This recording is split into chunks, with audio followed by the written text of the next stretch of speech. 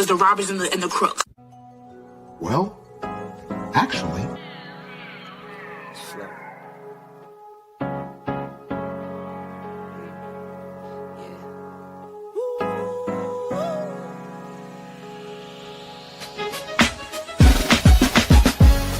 I'm watching the rise, and I wouldn't say I'm shocked cause I'm hardly surprised. This one's for the ride, this one's for who knew I'd make it, just needed some time. This one's for my wife, could've left 1,000 times just about my side. This one's for the grind, I knew it would happen, just had the strength in my mind. It's the Travel OG, and welcome to the Black Manosphere Conclave 5.0!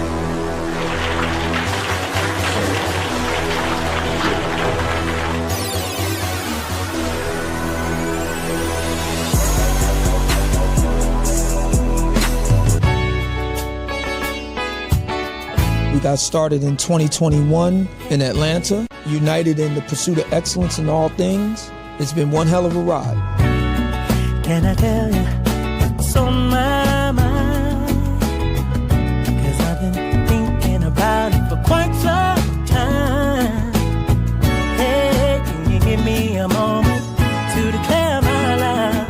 Can I tell you what's on my mind?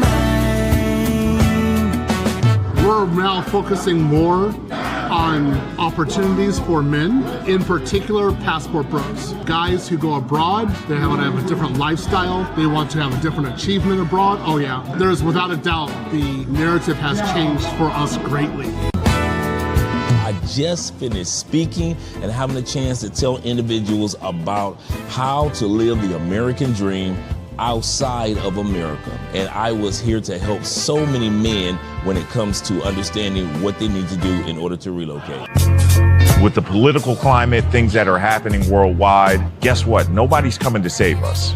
So it is indicative that we all bound together, tighten up like a fist, and strike a mighty blow against everything that's fighting to stop us, man. It's nothing but good, positive people, good, positive energy with one goal in mind, and that is to make money, get the hell out the Matrix, and enjoy your life. You dig? So shout out to all of y'all. Theme music. Yo, what's going on, y'all? This is your man Marcus A. Brown, and I'm here to tell y'all that I just got done with my first consultation with the brother Andre of Love Crossing Borders. I just wanted to give him his praises. I need y'all to do two things if you haven't already. If you haven't subscribed to his YouTube channel, Love Crossing Borders. Also, if you are going to Colombia, if you're thinking of going anywhere, traveling internationally, please consider booking a consultation with the OG Andre of Love Crossing Borders. You will not be disappointed. And y'all, get in tune with him if you haven't already. Tell him MAB sent you. Peace. Where are all the black men? And I'm not talking about the scammers, the drug dealers, the robbers, and the crooks. Well, actually... Someday African men, but most of the time black men will normally tell me that they are not used to being heard and seen. Most of you are in a toxic relationship, and you still. Shout out to all you guys that are here with Andre and Andre Love Crossing Borders. Just getting everything in order. Just getting everything in order. This is another episode of Passport Bros versus Plantation Bros. A lot of you guys have decided that I am not leaving the United States, and those of us, I was looking for my ring. Those of us who have decided to relocate or planning in the future to relocate to other countries, well, we're happy that you decided to stay in the United States. Seriously. We're happy for you. We're not angry or perturbed. You're not going to see us come out with videos saying all type of lies about the Plantation Bros and Plantation Sisters. Hey, if you want to stay on the plantation, so be it. Maybe you might change your mind down the line. But as for today, so be it. We're serious. You will not see us putting out videos mocking you for staying in the States. But Plantation Bros, you plan on staying in the States, you must realize you are going to be looked upon by the ladies there, and they're going to put you in certain categories. We're going to take a look at those categories today, Plantation Bros. Once again, this is not an attack video at all for you staying in the United States or in Canada or UK or any country that's westernized, Western Europe. I don't care if it's New Zealand. I don't care if it's Tasmania, off the coast of Australia. When you live in the West, I don't care if you're black, white, tall, short, big, slender. If you are a man and you live in the Western Hemisphere with the modern women's mentality, you will be placed in certain categories. We're going to talk about those categories. It won't be me talking about it. It will be one of your sisterin, plantation sis, if you will, that's going to break down the three type of men, three type of plantation bros versus the passport bros. Tonight, we're going to take a look at the simp. Hey, I didn't put you in that category. The women say this is the category that they look. If you decide, I don't care how old you are, if you decide to date, mate, or marry in the West, the women are saying that they mentally put you in these three categories. Which one are you? The simp. The simp is a man that gets no rate of return for his investment, no ROI. So just in case you think simping is a nice guy, it doesn't mean that you're a nice guy. It means that if you're a nice guy or if you're a bad boy, do you get a rate of return on your investment? Do you get an ROI? If you're a bad boy and you get no return on your investment, you're a simp, because you keep on investing in something that you get no return on. If you're a nice guy and you invest in these ladies and you get no rate of return on your investment, guess what? You're a simp. So simp does not mean nice guy. You could be a bad boy, but if you get no return, no respect, no care, no submission, no fit, no feminine, no friendly, no intimacy, doesn't matter if you're a bad boy, still a simp. Number two categories that women in the West put you men in. The trick. Dude is always willing to spend an extra few dollars to look how you do something strange for a piece of change. He ain't got no problem. He understand. He Nate. You Jada Pickett, ladies. Nate, I'm in a bind. I'm in a bind, Nate. Just like Jada Pickett and set it off. I'm in a bind, Nate. Nate ain't got no problem with tricking. It is what it is. Nate says it's transactional. Now, all of our relationships are transactional, whether you're married or not. We all gonna pay, and we all have transactions. My wife does things for me that I don't have time to do for myself. I do things for her, and she ain't got time to do for herself. All relationships are transactional, every one of them. So if you think yours is not, sorry, buddy, it is. But the trick, he don't shy away from transaction. And women know it and ain't got no problem. So they put you in that category. Then it's the third guy, the provider guy. He might be married. He might be in a serious relationship. He might be, hey, if you need it, I got it. Whether it be a friend or somebody he smashed, and he like, listen, my daddy and my mama raised me to provide for my family. He's a provider guy. No matter what country you go to, he gonna look out for his people. He got everybody's back. He's a good dude. He's got everybody's back. The question you gotta ask yourself on a plantation, which one are you? How do women see you as a plantation bro? Do they see you as a provider guy? A dude that knows how to look out for people? You ain't being used.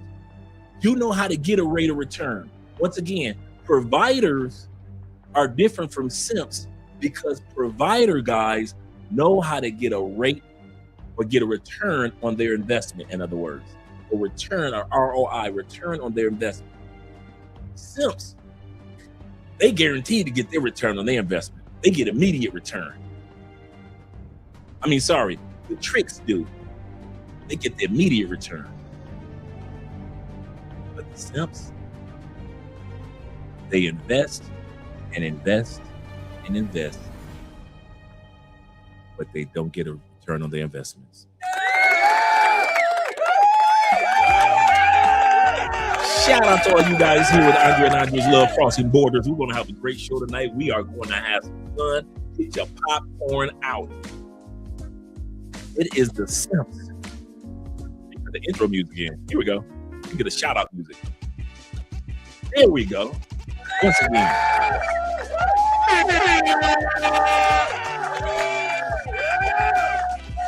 It is the simps versus the Passport Bros. Plantation Bros versus the Passport Bros, episode 9. We've done a few of these episodes. We're on episode 9 of the Plantation Bros versus the Passport Bros. Because the Plantation Bros swear up and down the only country where a man can prosper, be himself, be blessed among men, if you will, is in the West. Canadian dudes think Canada is the ish. American dudes, hey, my country 'tis of thee, sweet land of liberty. Let freedom reign. You got the Australian dudes that's thinking, hey, the day mate, we're gonna have a good day. Australia is the place to be. In Eastern Europe, including UK, they think that I'm not going anywhere. I'm never leaving UK. I was born here. I'll die here. I don't care how these women treat me. I don't care about the cost of living. I don't care that inflation is going up. I don't care that the millionaires are leaving the United States. The millionaires are leaving UK. The millionaires are leaving Western Europe. I don't care nothing about millionaires having enough sense to leave. I don't care about all these black men and white men that have decided to become passport bros, expats, immigrants, blue book gentlemen, passport kings, passport cartel members. I don't care nothing about them. I'm staying on the plantation. I got you, brother. I got you. And y'all have come out with enough videos against the passport bros and all of us who have decided to become expats to confirm that you ain't going nowhere. And we understand it. I'll say this again. We understand it. But here's the kicker. Just because you stand doesn't mean all of us are staying. Stay, brethren. Stay, sisters. We don't care.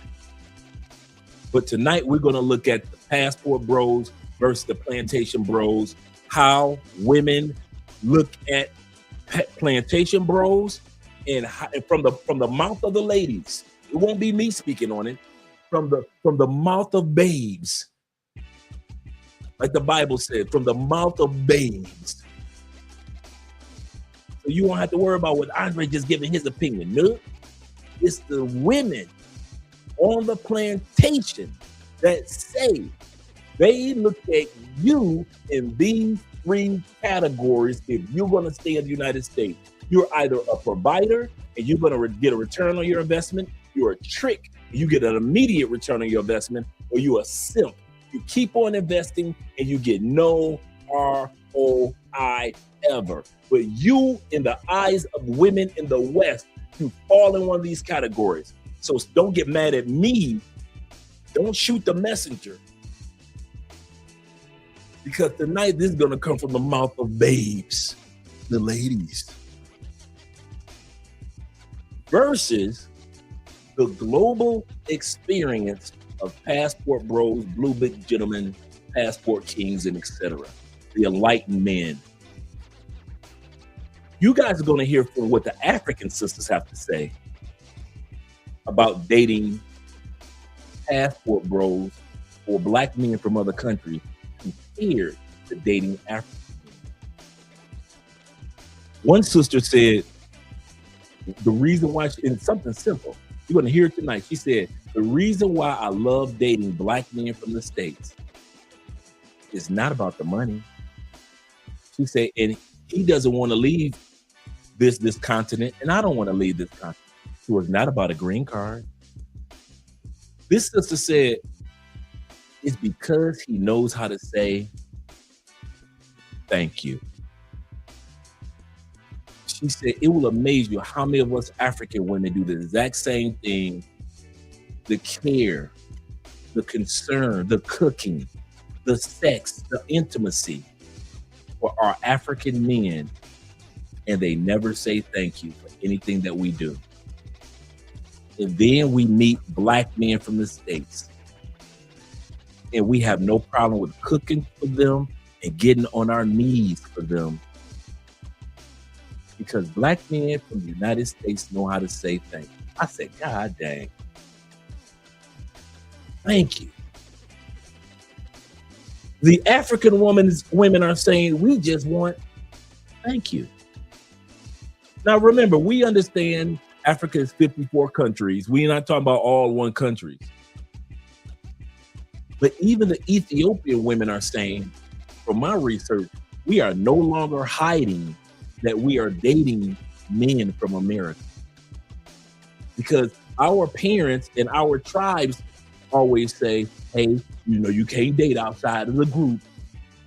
And now the Ethiopian women saying, we've been doing it all along, and we're tired of hiding the men that we've been dating from the United States. So now even Ethiopian women are starting to say, I am not about to have my man from the States. Y'all can go with that. I'm done. I am done hiding my man. So the experience on the plantation versus the experience off the plantation. We're going to look at that tonight. Shout out to all you guys that are here with Andre and Andre's Love Crossing Borders. Let's get some shout outs going. Pardon me for being a little late, gentlemen. I was on the phone with my brother 0 milligram, my brother Vic. Shout out to him. 313 Nate is in the building. Shout out to the Detroit boys. You better back the fuck up out my face, goddammit. I'm from Detroit, Michigan. Don't play with me. You know how we get from Detroit. And I was born on Friday the 13th, too. I was born on Friday the 13th. Don't do it. Don't mess with them Detroit boys. Shout out to you, brother. He says, time for a good show. Dre, salute to you as well and all you brothers out there. He says, to all in good vibe company or CO or cuckoo. Oh, I didn't get to what the last part was, but I appreciate it, Nate. Appreciate it. Shout out to Diego being in the building. Glad to see that you're here. Diego Knights. He said, wow, passport or plantation. Wow, what, huh? He said, explain. I hope that I just gave you a little bit of clarity, the difference between the plantation bros and the passport bros. And tonight's episode, the 9th edition of this Battle Royale, is how women in the States look at y'all. Y'all think we crazy for leaving the United States. We think some of y'all crazy for staying. And not everybody. And we're going to talk about it because the ladies are saying that this lady's going to say, listen, these are the 3 categories that you men in the United States who are on the damn plantation, this is how we look at y'all. Y'all are either simps, tricks, or providers. Which one are you? That's it. Versus the passport bro experience. Versus the passport bro experience. Who's winning when it comes to the lady? Who's winning? Who's winning? Is the guys in the States, are they winning? And we who have passports, are we the losers? The losers back home? Or are we winning? And the tides have turned to where a lot more people are starting to say, you know what? Those passport bros guys starting to make a lot of sense. They're starting to make a lot of sense. Shout out to you guys. He dropped Andrea's channel also, so you guys can watch from over there. Andrea just needs 2 more subscribers to get closer to one of her goals. I'm gonna drop the link for you guys to watch from Andrea's channel as well. Quite a few guys that are already over there. Shout out to Diego watching from Andrea's channel right now.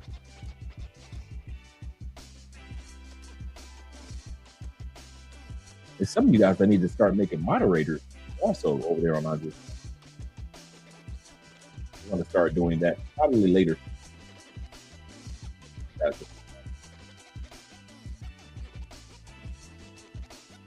All right. Shout out to my brother David Dice of the Dice family in the building. Appreciate you being here. He say, the family, Andre and Andrea, salute. Salute to you guys too. Appreciate you guys. Salute to you guys. And my brother Kenny Peoples in the world, in the building. He said, good evening, Dre. This don't deserve no popcorn.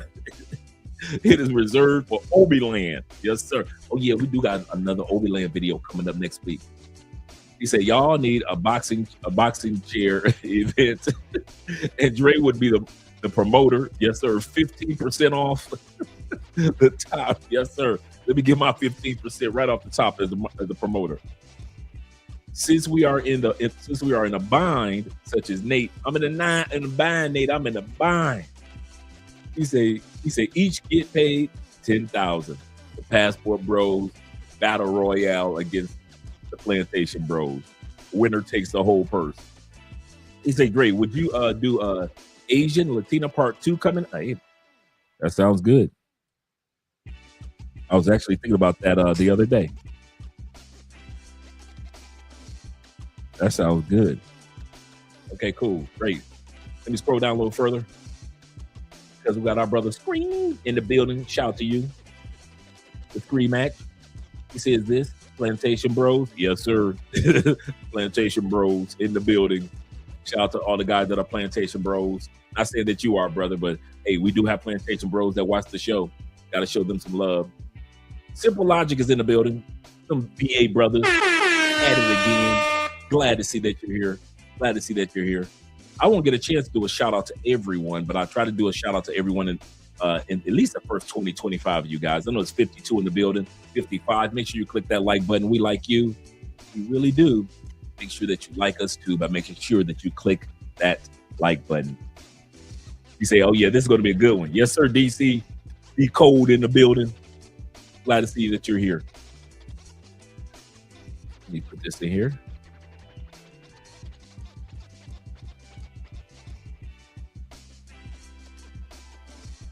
Let's do this.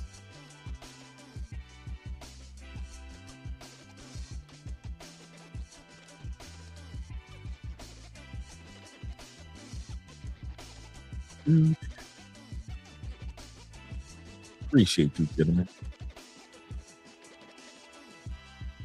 Let me put it just right.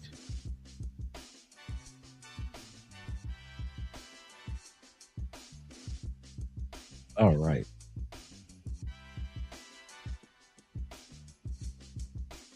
Go back here. Just trying to get all this together. All right. Copy, and I'll paste that. All right. Salute to T-Mac being in the building. Glad to see that you're here, brethren. Glad to see that you're here. Appreciate you being here. He said, enjoying the evening at a black-owned bar or a black-owned rooftop sports bar. I know exactly which one you and I were talking about earlier. He said, in Laurellis, Medellin. If any of you brothers are in the area in Medellin, in Laurellis, he say, show the owner Tim some love. Shout out to Tim and owning his own little bar. We got a brother down here. Our brother will be opening up a deli next week here in Cali, Colombia, one of our brothers. So me and 0 Milligram and Andrea, we're going to head over there and show our brothers some love. And we're going to take some video footage and we're going to share it with you guys next Thursday so you guys will be able to know exactly where the deli is to support the brother, man. So shout out to him. Yes, sir. Let me scroll down because we got Mark Milner in the building. And we got them boys, them Canadian boys in the building. Hey, Top Gun, this is the first time I get a chance to rock this before you. I told this guy where I was from. He said, oh, Canada. Yes, sir. Let me hit that for you again, Top Gun. I told this guy where I was from. He said, oh, Canada. Yes, sir. Yes, sir. I had to get that one in for you. Shout out to our brother, man supporting men in the building. AMSM in the building. Appreciate you, brother, for being here. This is going to be a good one. Salute to you as well, brother. Salute to you as well. Let me scroll down, get a little faster, because we got our brother Mickey Stick in the building with the salute. Glad to see that you're here. And Chris Jeezy, what are we doing right? What are we doing right? And we got LAJ Fleming in the building. Yes, sir. Yes, sir. He said, did I hear about someone in a bind? I'm in a bind, Nate. Didn't Jada Pinkett say that? I'm in a bind. Nate was tricking. Nate did not have a problem with tricking. Did he not? This how you know Nate was not a simp. A simp would have gave, in the movie Set It Off, a simp would have gave Jada Pinkett that money. Right? When Jada acted like she didn't want to do something strange for a piece of change, did not Nate start to pull that car off? Did he not turn that engine on? Nate was ready to go. He wasn't hearing nothing Jada Pinkett was talking about. I am not about to give you this money for free with no return on investment. Then Jada realized, I'm in a bind, Nate. Nate, I'm in a bind. She dropped her head on the hood of that car, opened up that car door and got in that car, didn't she? She got in that car. Nate was not playing. Nate was tricking. Nate was not playing. He was not a simp. That's one thing Nate was not. He was not a simp. A lot of dudes would have simped out and gave Jada Pinkett the money like a Will Smith. Would have gave her the money. She'd have walked off with your money and you wouldn't have got no coochie. Nate said, damn that. I don't care if you in a bind. You ain't getting my money. Shout out to Nate, man. Show some love for Nate. Shout out to Andrew Craig Jr., that is, in the building. Glad to see that you're here, Andrew. Let me get away from the micro. I'm being loud. He say, watching this and game for the Spurs and Knicks to 8. New York. I don't know if they're playing in New York, but y'all gonna have to be all that violence, acting like y'all Columbia or something. New York. I kid you, I'm gonna tell y'all something for real. I did not, when I first saw the highlights of when the Knicks just lost the last game, y'all acted a fool unnecessarily. I swear I thought it was a Colombian soccer game. I thought it was like in Bogota somewhere, and there was a soccer game, or Medellin somewhere, there was a soccer game. I'm like, okay, they fighting. Okay, I'm used to that. When I knew a few seconds later, it was the Knicks attacking other fans. Come on, New York. Come on, New York. We know y'all ain't won no championship at all. But y'all gotta let that one go, man. Y'all can't be doing that. You should have won with Patrick Ewing. You should have won one with Patrick Ewing. Great, play some of that beautiful curly eye candy. Oh yeah. Yeah, I will definitely do that. Salute to my brothers out there in Southeast Asia, such as Ronin Traveler. Shout out to you. Good morning to all you men out there. All you guys in the Philippines. Shout out to BMT, Aaron. Shout out to Richie Mack. Shout out to Chocolate Man in Chocolate Man in Thailand. Shout out to Flight Madness with our brother Danny. And shout out to More to Life, our brother out there. I really need to reach out to that brother for an interview. Shout out to our brother More to Life out there. And let me hit this super chat. Show this brother some love. Andrew Green of the Green family. Shout out to Andrew. He says this. He said, hello, Andre.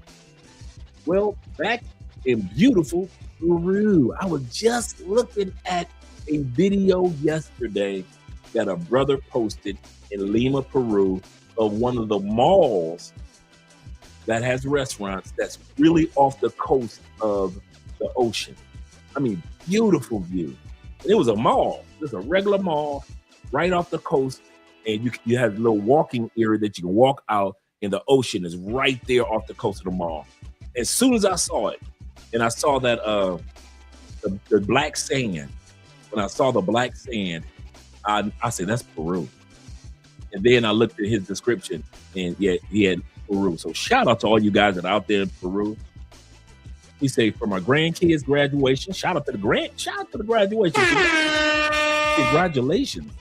He said the documents my lawyer gave allow me back in Peru. So shout out to my immigration lawyer. Yes, sir. Teamwork. Yes, sir. I'm glad that you're enjoying yourself out there, Andrew. I really am. Shout out to my brother Jay Kaysen in the building. Yes, sir. The CGA. Yes, sir. Yes, sir. Yeah, man, Coach Greg out. We will be doing a reaction to Coach Greg Adams. Coach Greg Adams just went on a tangent, acting a dang fool about MTR. As soon as we got over Alpha Male Strategies acting a fool, here come Coach Greg Adams dropping the video. I don't care what you think. I invented the dictionary. Oh, that's going to be the title of our live stream. We might do that one tomorrow. Doing the reaction to Coach Greg Adams acting a goddamn fool because MTR had a great time in Thailand, and then he came back. He said, you know what? I'm thinking about changing the name or create my own little passport grow-ish groups, and create a name, and maybe I should call it this. And Coach Greg Adams, the whole video showed that he got the short man complex. Bruh, no offense to Coach Greg Adams, good dude, really good dude.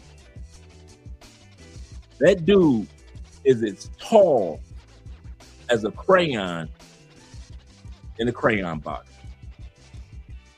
I did not know Coach Greg. You know how some dudes are short, but kind of like, they just short dudes. Coach Greg Adams is shorter than Prince, Michael Jackson, Jamie Foxx, DMX. That motherfucker walked in the room at the back Black Man for Conclave. Bro, I had to get on my damn toes to see him talking. I'm 6'3". I'm on my toes looking like, is that Coach Greg Adams? God damn, that motherfucker shit. Tell me I'm lying. Anybody that's ever met Coach Greg Adams in person, that motherfucker is about that tall, ain't it? He about that big and about that tall. Does not Coach Greg Adams look like Honey, I Shrunk the Kids? Am I lying? No, I'm serious. No shade to Coach Greg Adams, but what I'm saying is a lot of times short brothers, no offense to my short kings, y'all got that Napoleon complex. Y'all feel like y'all gotta have an extra boost in y'all ego because you ain't gotta, you want to be in a booster seat.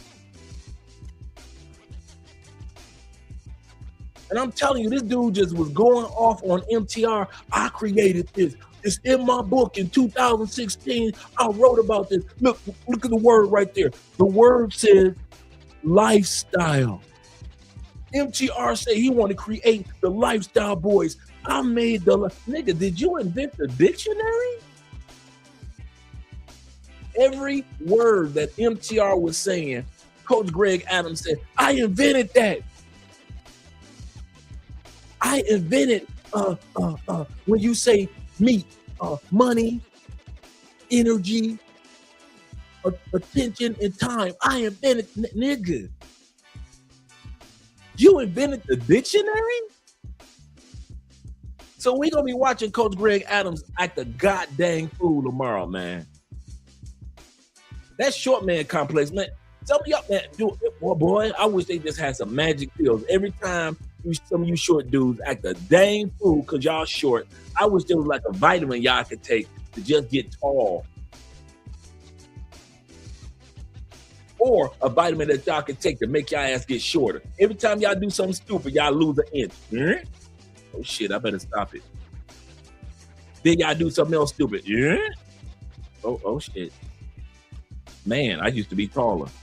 I done lost 3. I was 5'7". I should have shut my mouth and just enjoyed my little 5'7". Now that I'm 5'5", as soon as you do something else, oh shit, I am 5'4" now. I should have just kept my mouth shut, man. Being 5'4", I miss being 5'7", boy. I bet you if they had a pill where y'all ass could shrink every time y'all said something crazy, I bet you y'all ass wouldn't be acting as crazy. I bet that. Y'all get just as much coochie as we get. Y'all get just as much, you short kings get just as much coochie as we get. Y'all always tend to somehow act a fool along with it. Yeah, Coach Greg Adams just embarrassed himself, man. I mean, just I invented this and I created that, and I was the first one. And in 2018-22, in the year of our Lord, 1822, I invented the damn dictionary. Nigga, you invented words that only one nigga can use? You invented words? This nigga act like he invented the word. Like, if you don't sit your ass down and let Bruce come on in the house. Shout out to Bruce. He said most Simps never clap the shit. That is true. They come out that money. I'm gonna say something. I'm gonna say something tonight that's gonna hurt some of you Simps' feelings. I love me a good Simp. Bruh, do you know how much money I saved on dating because of Simps? Man, I owe y'all a drink and a Christmas card. Oh, I love me some Simps, bro. I ain't gonna lie to you. I love me some Simps. You Simps would take the chick out on a date, pay for the date, the drinks. She is full of nourishment and alcohol. She is tipsy and she is horny and she is no longer hungry. And you Simps would drop her off at her house, get a kiss on the cheek or a little peck kiss. She would jump in an Uber. Stop me when I'm lying. Or jump in her own car and drive over to my house with the dessert that you paid for that she was asking me when she was texting while she was having dinner with you. What do you want for dessert? What y'all got? Cherry cake. Don't bring that cherry so I can smear it all on you. Can I get a cherry? Can I get the cherry pie, baby, for dessert? Anything you want, baby. You go ahead and get that cherry pie, girl. You get cherry pie all you want, girl. You didn't know that cherry pie was for me.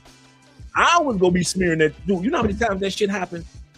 When I say I owe y'all a Christmas card and a shot at the hey, all you Simps, if you ever see me in public at a bar in my backpack, I'm gonna have a Christmas card. I swear. I owe you motherfuckers. Y'all did more. Y'all. Thank you, Simps. I ain't had to spend no money. Them bitches came over my house. Oh, like a motherfucker. Andre, rub my stomach. I got you, baby. I got you. They be drunk and full. Shit, I ain't got to spend no money. None. Because the Simps just... Oh. I love you Simps, man. Love them. Oh, I love me a good Simp. Y'all used to hook a brother up with some pussy. He said, what up, big bro? In the chat, shout out to Jermon in the building. And Bobby Coltrane of the Coltrane family. Salute to you as well, brother. Salute to you as well. Let me scroll down, go further. We got our brother Zeta in the building. Glad to see that you're here. And let me make sure I don't miss anybody else. Got Chris, I got Bobby, got Jermon. Shout out to all you guys. Make sure you guys watch from Andrea's channel as well. Make sure you guys subscribe to Andrea's channel.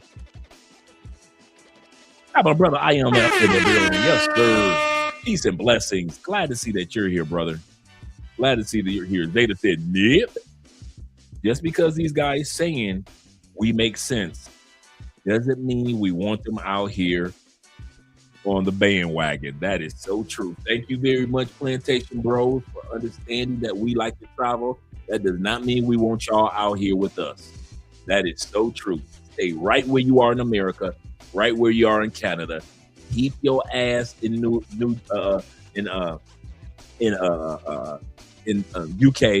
Keep your ass in Australia. Yes, sir. Yes, sir. That is absolutely correct, sir. Absolutely correct. David Dice says this of the Dice family. And thank you guys for supporting by way of PayPal, Cash App, and Super Chat. One of you guys blessed us earlier today with $100 on Bitcoin. Shout out to you guys who donated to the $100 towards Bitcoin. We appreciate that. And yes, you guys, Bitcoin goes directly to the Cash App, so you can just put your phone up, the camera, and you can use the QR code if you want to support the channel by way of Bitcoin, Cash App, PayPal, and Super Chat. So we appreciate that, guys. You say that Batman movie quote is so true.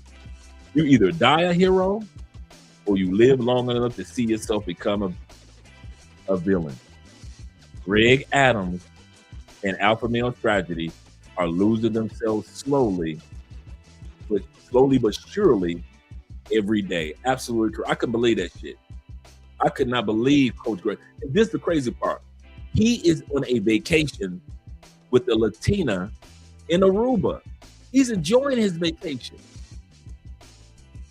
But he saw the video with MTR, Mediocre Tutorial Review. While on vacation, he created this 1 hour, one and a half hour montage of, damn it, I invented the dictionary. Every word in the dictionary, I invented. I invented the word dictionary. I invented the word. You looking like, what? Y'all, don't nobody give me credit. But I said, boy, that damn short man complex. I said, you know what? If I was crayon size and I was built like Honey Who Shrunk the Kid, I might have a complex too. I ain't hating on you short kings. I ain't hating on you short kings. I ain't gonna even lie to you. If I was Coach Greg Adams' height, I ain't gonna lie to you, I might be an ass too. I might be, bruh. If I was 5'2.5", yeah. Bruh, y'all think I'm lying. Bruh, Coach Greg Adams can't be no taller than 5'4". Anybody that's ever met Coach Greg Adams, and I'm not hating on this brother, do not put out Coach Greg Adams. I'm telling you now, enjoy your damn Aruba trip. Do not be coming out with no damn love crossing borders. I can't stand you videos. Because first of all, we don't give a damn. And secondly, you ain't gonna get no taller. You can come out with 50, I don't give a damn videos. Your ass ain't gonna get no taller.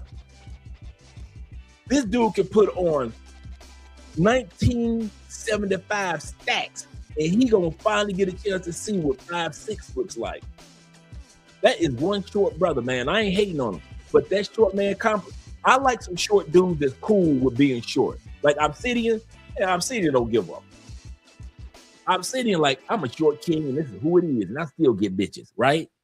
And a lot of you dudes who are like under 5'10", y'all like, hey, it is what it is. The average dude is 5'9", 5'10" anyway. I'm just the average height. And y'all don't be tripping. Y'all still get the tallest bitch, the smallest bitch. Y'all do not trip.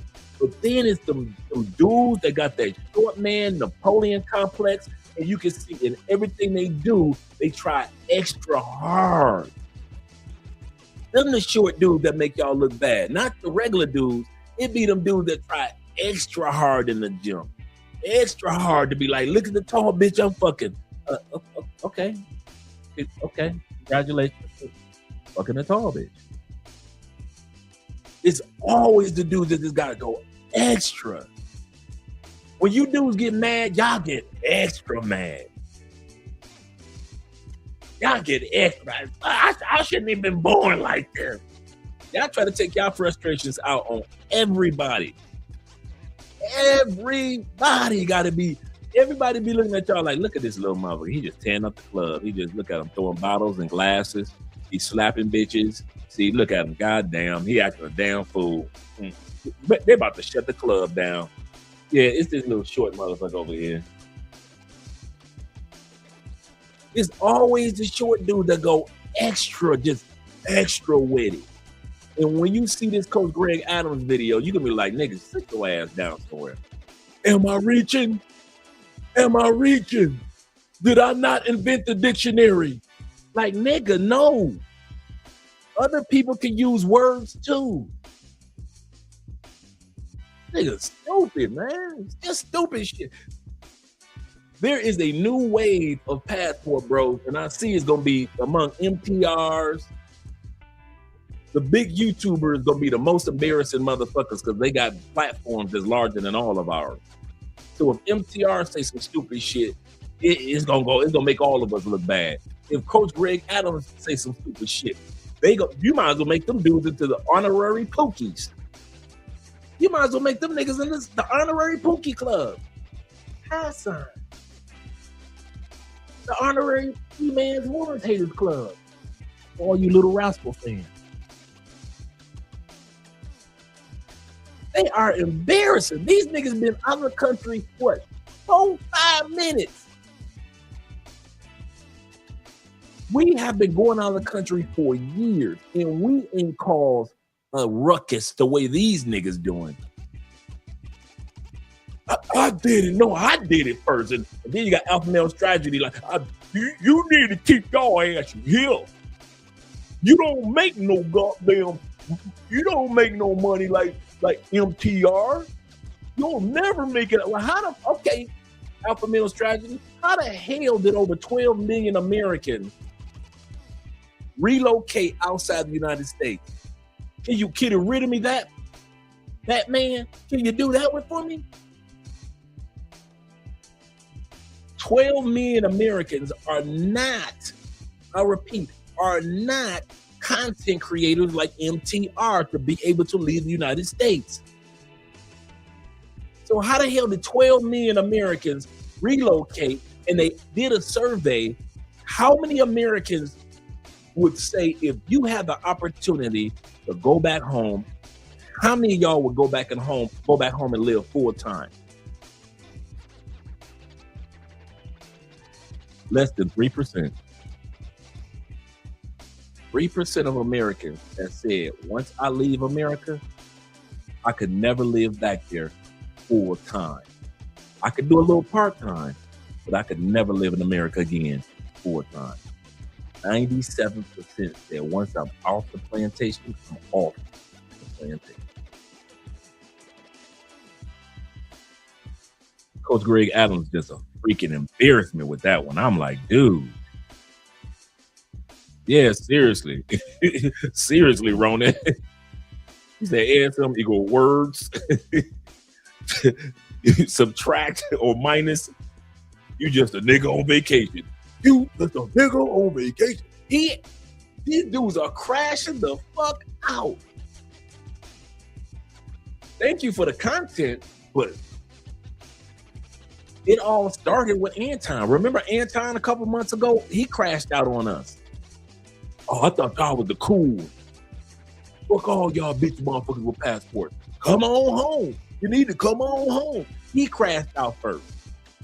Back in the day, Angry Man crashed out. I'm going down with the ship. Fuck leaving America. This is my country. Angry Man crashed out. Now these niggas crashing out. I can't wait until these dudes start talking about another topic and don't talk about us who travel anymore. Just because you're a large content creator, there are some topics that y'all need to shut the fuck up about. Because Coach Greg Adams, you don't live out here with us. You are the dude that alpha male strategies we're talking about. You are a nigga on vacation. You just a vacation nigga. That's you, Coach Greg Adams. You are a vacation nigga. You are not out here with us year-round, traveling to these countries year-round. You ain't out here with us. You don't know nothing about dealing with politics in another country on a daily basis. You don't know where to go to the grocery store on a daily basis. You don't even know where to go get a gym membership on a daily basis. You ain't out here with us. MTR, we happy for you. We really are. But you are on learner mode. You don't know a goddamn thing to share yet. You a youngin' in this game. You brand new to it. You ain't even living out here yet. You motherfuckers got so much to say, and yet don't none of y'all live out here. That's like me sitting up there just cussing the fuck out of NASCAR drivers just because I drive a regular car. I got a driver's license. They got a driver's license. That don't mean I know everything about a goddamn NASCAR, bruh. I get my ass behind the wheel of a NASCAR, I'm gonna test some shit up. I'm spinning out. So just because I got a driver's license and they got a driver's license, don't mean that I'm a NASCAR expert, does it? Same thing with you, MTR, Coach CGA, AMS, MOUSC. Just because y'all got a passport and y'all done traveled to a couple of countries, don't mean y'all know what the fuck y'all doing. So why don't y'all just sit back, watch those of us who live out in these countries, pick up some notes, read our books, read our material, buy our courses. Because we out here. And you just a dude, you guys are a bunch of dudes that are shopping in the Christmas window. You know what you want to get, but you ain't got it yet. You ain't got it yet. And I don't care if Coach Greg Adams, I don't care if MTR, I don't care if any of these dudes have been to 50 countries. Until your ass live out here, you can't tell us a goddamn thing. You can't tell us nothing. And that's serious. It's completely different to live in another country. Completely different. I have been at the dictionary. What, Nick? What? Damn, you'll sit your silly ass down somewhere. Looks like I got just about everybody. Just about. Shout out to my man YLE in the building. Shout out to you. He said, salute, Dre. Salute to you, brother. Salute to you, brother. He said, popcorn, nice. Eating popcorn, hot, ready, and buttery. He say, Chef Dre is about to cook. You caught me. You called me. I just get tired of these dudes. Man, we do not tread on their there is a genre of social media that Coach Greg Adams quite obviously is good at. That AM period, he's great at it. There's a genre of content that Alpha Male Strategy is good at. These dudes do not have 500,000 subscribers for nothing. Take it from me. In all our YouTube channels, we had over 300,000 subscribers. Take it from me. It is work. It is not an easy thing to do. It's not, everybody can't just do it, prop up a camera, and there you go. It doesn't work like that. You got to really know the business side of this thing for it to work out for you. So I commend those guys in regards to that. But here's the kicker. You will never see us who got passports or who travel try to tell those men, MTR, Coach Greg Adams, or Alpha Male Strategies, or any of these content creators, tell them about their business. These guys are really, really good at what they do. And I'm glad to see brothers get that money that the white brothers was getting for the longest. Now I'm starting to see brothers get that money. Shout out to O'Shea. Shout out to Kevin Samuels. R.I.P. Hey, sexy boo.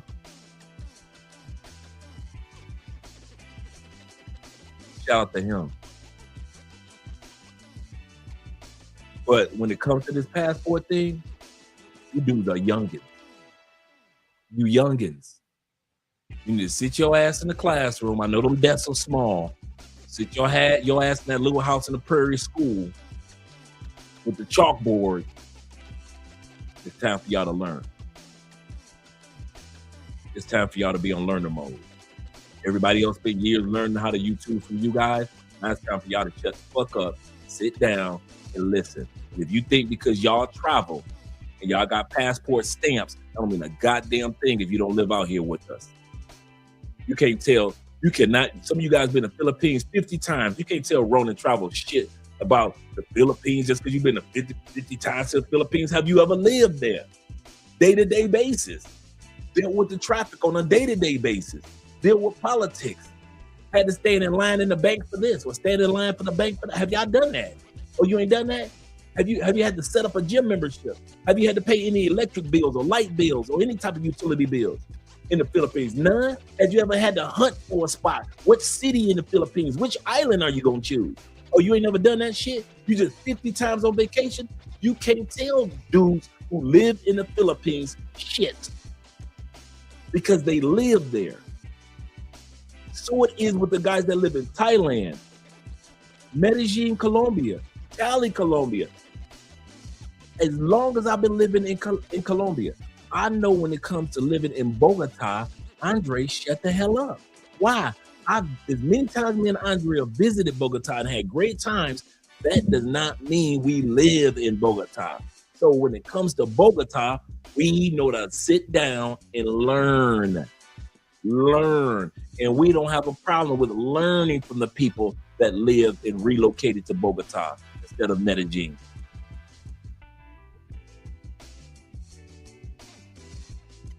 I had a person that is a girl Paola, right?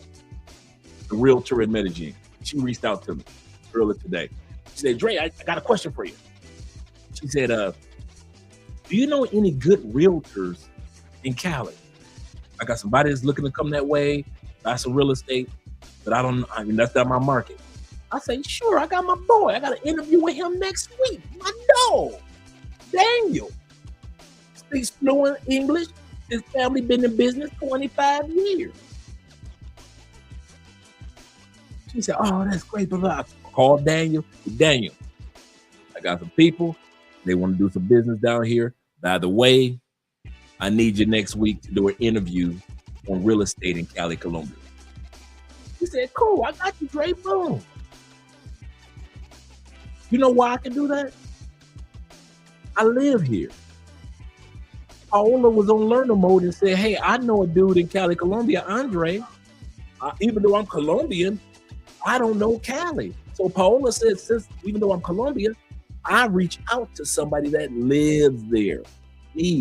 Same thing with me in Medellin. I reach out to T-Mac. I reach out to Will. I reach out to Jay Clyde. I reach out to Kings and Dreams. And all you brothers that are in Medellin. Wow, I don't live in Medellin. I know how to get my ass on learner mode, keep my mouth shut, and ask you guys what's going on in Medellin. MTR, Coach Greg Adams, and all them goddamn big content creators that's trying to act like they reinventing Passport Bros. Them niggas invented the dictionary. And I know I should be talking like this tomorrow. I don't know why I'm talking like this today. But man, don't be listening to them dudes. For their other content, yes. When it comes to living in another country, they don't know what the hell they talking about. That one I can tell you. Now, if it was lead attorney, okay, cool. Lead attorney lived in Mexico for 6 years. Okay, listen to the lead. Fluent in Spanish. Hey, listen to the lead. Listen to O'Shea Dude Jackson. O'Shea got his doctorate degree, become an MD while he was in Poland. Then he moved to Africa. Listen to O'Shea. But the rest of these dudes that ain't never lived in another country, anybody trying to hear what the fuck they talking about? Because you visitors, you guests. You're the reason why they invented the term. You ain't got to go home, but you got to get the hell up out of here. Seriously. I know I ain't gonna get a chance to give all the shout outs. I'll give them shout outs as the show goes on. Shout out to you guys. But I need the Knicks the Knicks fans not to act a fool tonight. Can you do that for me, whether I win or lose? Please be cordial. Shout out to my brother Joseph in the building. Let's get ready with the show. We've been on here for an hour. Let's get ready. Like I said, tonight's topic is about the simp, the trick, and the provider men, because this is how women in the United States look at you guys. They do not look at you in any other way. If you decide that you want to stay on the plantation, cool. Cool. Cool. Most of us who have passports, we want y'all to stay on the plantation anyway, to be real, right? Cool. But this sister says, if you gonna keep your ass on that plantation, don't be upset when women on the plantation put you in these 3 categories: the simp, the trick, the provider. The trick and the provider focus on their rate of return. The simp wishes that he would get a rate of return or return on investment, and he doesn't. But this is how the ladies, no matter what race you are, no matter how tall, short, no matter how buff you are, no matter how handsome or just regular looking you are, you're going to fall in one of these categories. You're going to fall into one of these categories in the States. Then, of course, we're going to end it with a wonderful montage versus the Passport Bro experience. So it's the Plantation Bro experience versus the Passport Bro experience, episode number 9. Yeah, that's what I heard. I did hear that too. MTR kind of alluded to that too.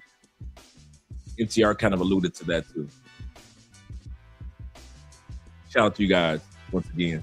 Shout out to Cole for being in the building. Cole for crazy.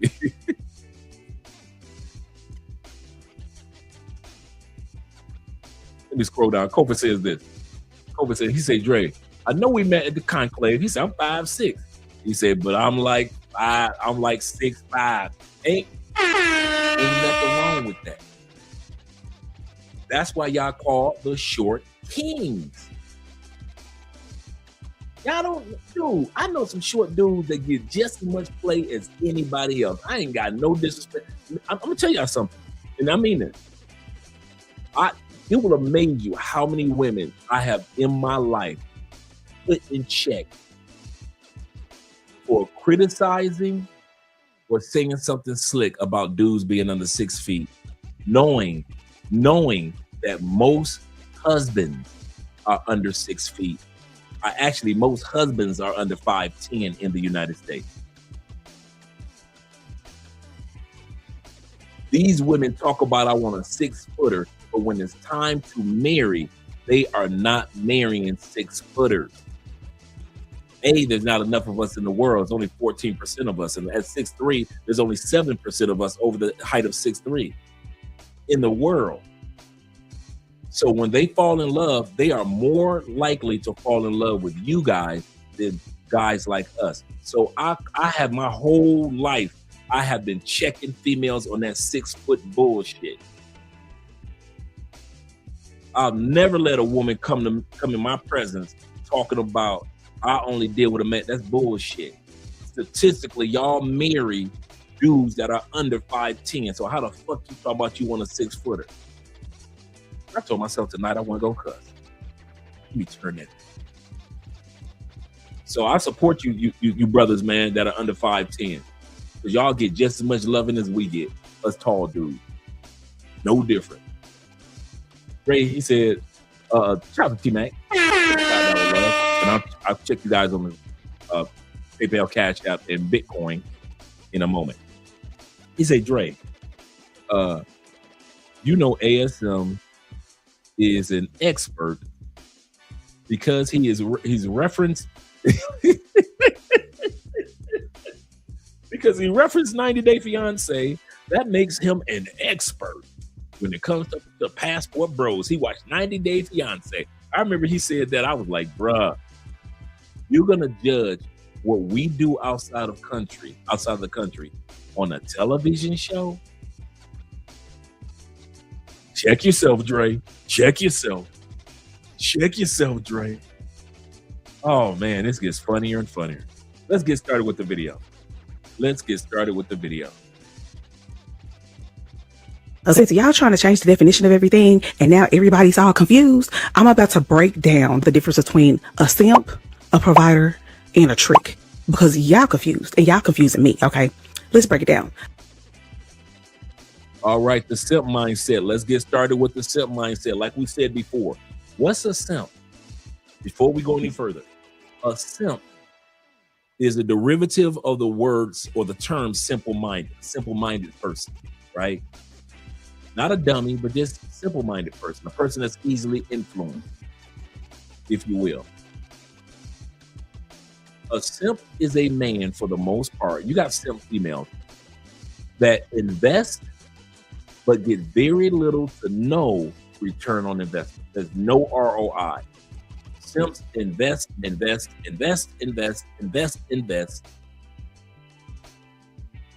They're never leaving the plantation, because we're talking about the plantation simps, not off the plantation, but on the plantation simps. And no matter what they do with a woman, they never seem to get a return on their investment. They're the ones that get cheated on. They're the ones that get scammed. They're the ones the female call whenever she needs something, but she don't call you any other time. They're the simps. Once again, it's a derivative of the term be simple-minded. Now, let's go to the simp mindset. Starting with number 1, the simp. Now, the simp is the man that will give you everything while receiving nothing in return. Okay. For example, that man that has been sending you money and you ain't never gave him none. That man that has been paying your bills and you talk to him like a dog. You treat him like shit. You don't ever spend any time with him, but he still continuously gives you money, still continuously answers the phone every time you call. Yeah, that's the simp. He's giving something while receiving nothing in return. Did I not say that? Fundamental ingredient of a simp is that they empower women financially who have no love and respect for them. Now, why they do them? They think that the only way to get a woman's attention and the only way to get her to submit and respect you in any way, shape or form is if you buy that submission, or if you buy that love, or if you buy that attraction. So what they'll deliberately do is look for women whose problems they can solve financially. And they think that, okay, even though I know she's not attracted to me, at least I know she's going to text me every time she needs some money in her Cash App. Or at least I know that her birthday's coming up, so she's going to text me. So instead of seeing that as ridiculous, they actually see that as something to look forward to. They actually want that day to come around so that they can finally get a text and then finally get, oh, I'm so sorry, I've been so busy and I've been working on my trauma and that's why I just didn't reply to your message. But, you know, it's my birthday next week and I'm so sad. I just wish someone could pay my rent. And they'll run up and do it. Thousands of men are lost right now in that shit, because you think it gets to a point where your girl nagging and nagging, so they saying, okay, let me just simp myself down. Yeah. But when you do that, you turn into a butler. Yeah. Do-boy. And you may feel like, okay, I'm pleasing her. I'm hitting every checkpoint. The whole time she losing respect for you. She looking at you just like, man, this simp ass nigga. I say that's simple. I couldn't do it, bro. What's going on? Because at that point, you it's like a lack of role models and shit like that. You see what I'm saying? Yeah. Like you who people supposed to look up to at that point, bro? Mm-hmm. If you ain't being masculine, you see what I'm saying? Man, I'm gonna say something real quick. I know this is off topic. Whenever I hear these women say, I can't take care of my hair, this is why I wear weaves, and you see brothers with the long, lengthy, luxurious hair, and they ain't wearing no weaves, they gotta put in the same work that them women gotta put in. And the women complain, I ain't got no time. It's just too much. It's too much work to take. But you see men, when they want to grow their hair out, they got to put in the work. This is another reason why I don't give none of the women that wear hair helmets any grace. Shout out to the brothers that take care of their hair. So I want to feel right with myself, just knowing at one point in my life I felt masculine and just of a man, but because I got certain female, I'm just like going into a shell or something. It's like I couldn't, no matter what's going on, I don't think I could revert to that. Exactly. I don't think there's nothing in the world that can make me just want to lose the masculinity that I have. Most guys are simps and they don't even know it. See, simping isn't only buying a woman gifts or begging for a validation that's unreciprocated, but it's also willingly falling within a woman's frame. Now, in this context, frame is simply who has the control, who wears the pants, who is leading. And yes, men lose frame in relationships, but also before they even meet the woman. You wanted to go to a bar for the first date, she wanted to get sushi. What do? You said, okay, let's do that instead. Is he lying? Do men have a tendency of, dummying themselves down just to get the coochie. You said go to a bar. She said, I want some sushi. What'd you do? Got the sushi? Instead of standing on your square and saying, no, I'll meet you at a bar. We can go enjoy sushi on the next date. Let's save it, save our nice little dinner date for a special moment. Do not men simp down sometimes?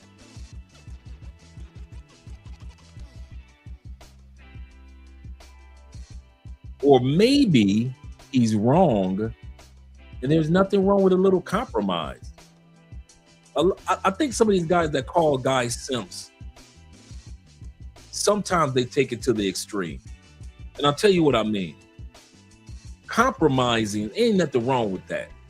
Because even if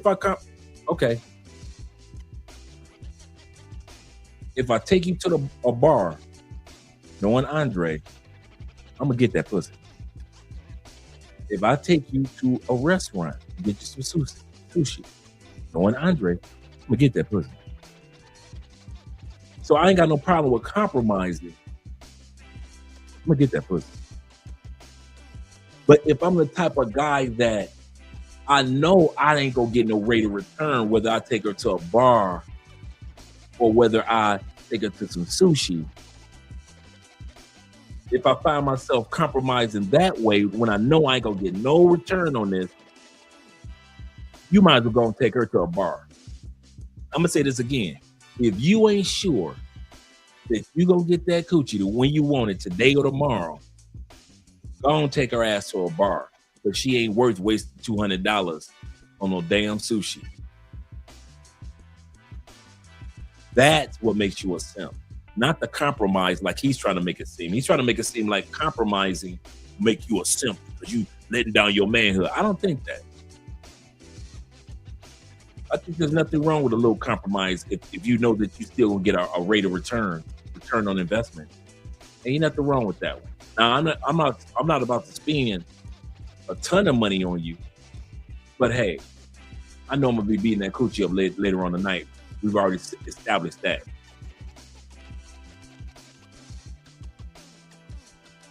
But in his case, in his brother's case, no, I think he might be going a little overboard with it. She offered to pay for the date.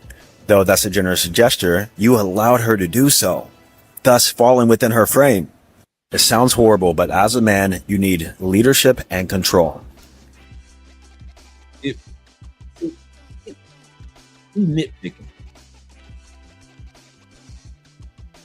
Dude, if you go out on a date, chick offers to pay, you say, hey babe, no, I got this. And she say, no, I got it. And you say, no, I got it. And she said, well, I'm gonna get it next time. And you like, okay, cool, you got it next time. That don't make you a simp.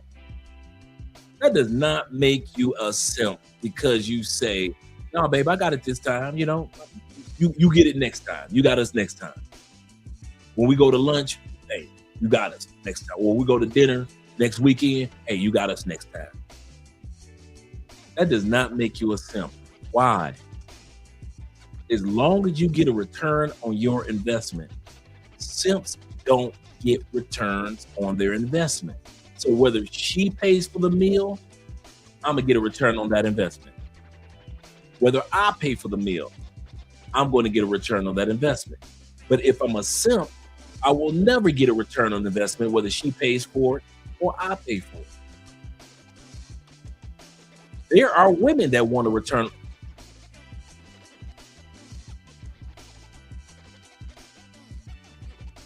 I go out with the gorgeous, just beautiful, this big, the giant curly afro. She was mixed, just beautiful, right?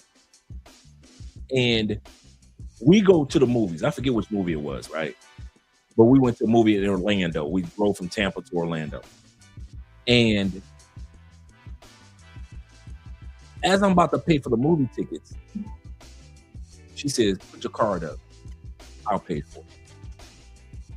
I say, what? She said, I got us tonight, Dre. No, okay. But she was like a business exec, right? So she had paper. And so that night, you know, we did our separation kiss. We ain't smashed, right? Because like I said, we're in Orlando, which is like a 45-minute to hour drive, maybe an hour, 10-minute drive to Tampa. So we drive back, it's late. She goes her way. And she had a meeting the next morning, early that next morning, to do a presentation. So that's why she told your boy house, right? And my Uncle Jeffrey Ghostface can remember this. 2 months later, true story. It had to be 10 o'clock at night. I get a knock on, I didn't know this chick even knew where I live. I forgot that I told her where I live. I get a knock on the door. It's her fine ass. She drunk in the mouth. And she wanted her return on her investment. And she came in, introduced her to my Uncle Jeffrey Ghostface. We eating good tonight. We got the potatoes with the salmon. Oh, yeah. Potatoes. And so, introduce her to Jeffrey. Jeffrey is in his area. The way our apartment was set up was Jeffrey's bedroom and bathroom was on that side, and mine is all the way on the other side of the apartment, right? When we were living in St. Pete, shout out to St. Petersburg, Florida, which is right next to Tampa. And so the chick come in, she want her ROI right then, right there. Let's go. We ain't sit down, do no talking, no conversing. She was like, I'm buzzing and I'm horny. And where is your bedroom? Well, follow me, my fair lady, to my humble abode. Beat her up. This is the one that was screaming so loud. Jeffrey said, man, I thought you was in there killing somebody. I mean, she was a screaming, right? Got her stuff together afterwards. A nice little shit. Got her stuff together, got her composure together. Barely, I swear, I barely got a goodbye. She walked out the door, and I never saw her again in life. Probably spoke to her maybe in a text, maybe twice. Women also want to return on their investment. In other words, women don't want to feel like simps. They don't want to feel like they invested anything in us and they don't get a return. So it is with us men. So when this brother's talking about, you know, she paid for the meal, you simping. No, bruh. If she said that she gonna pay for it, but then you decide to, no, you gonna pay for it. The fact that you paid for it, you will say, no, it doesn't work like that, man. Sometimes a woman want to look out for you. Shout out to International Quiet Storm. He said, I look at the wombats and say, ma'am, that sounds like a you problem, not a me problem. Seriously. I wear my weave because, ooh, it's itching.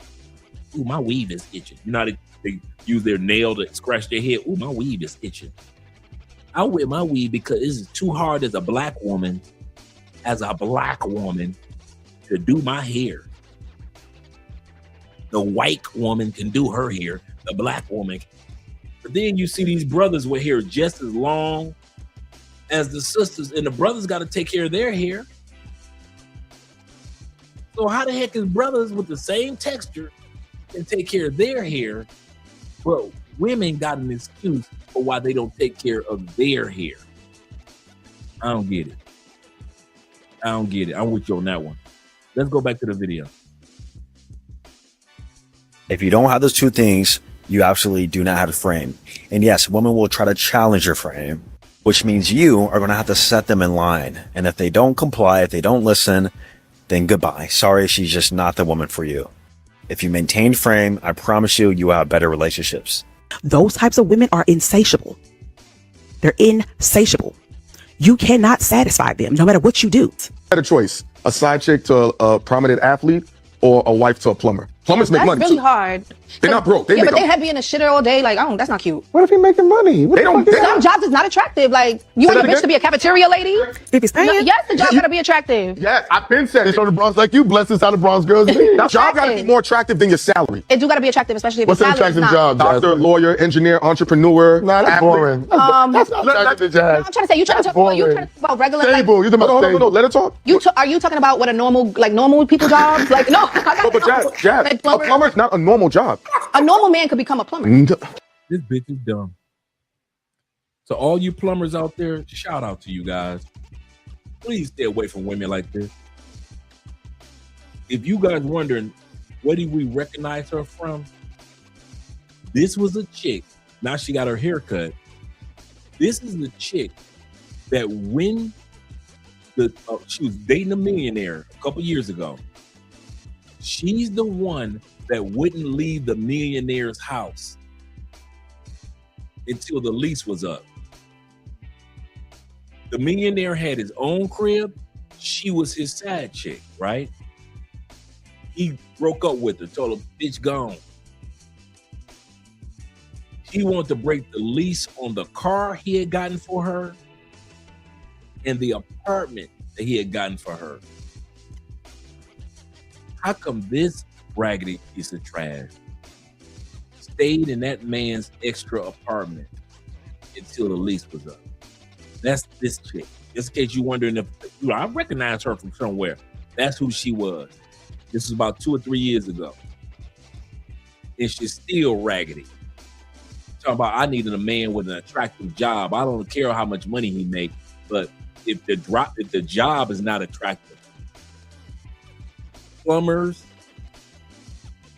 HVAC, truck drivers, longshoremen, train engineers, all you guys make good money. Dudes that's roofing, electricians, making good money. Construction dudes,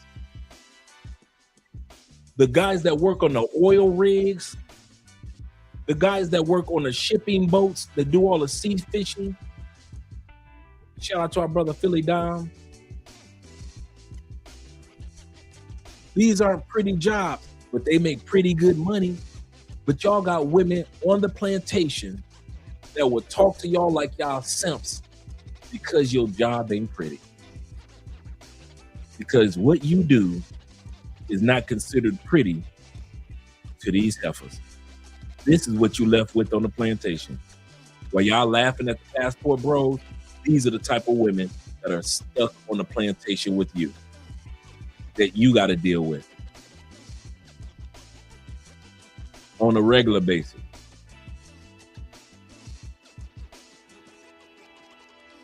You said back in the day, women who found a plumber had one of the most attractive men according to the feminine women. These days, nowadays are stupid. Absolutely correct.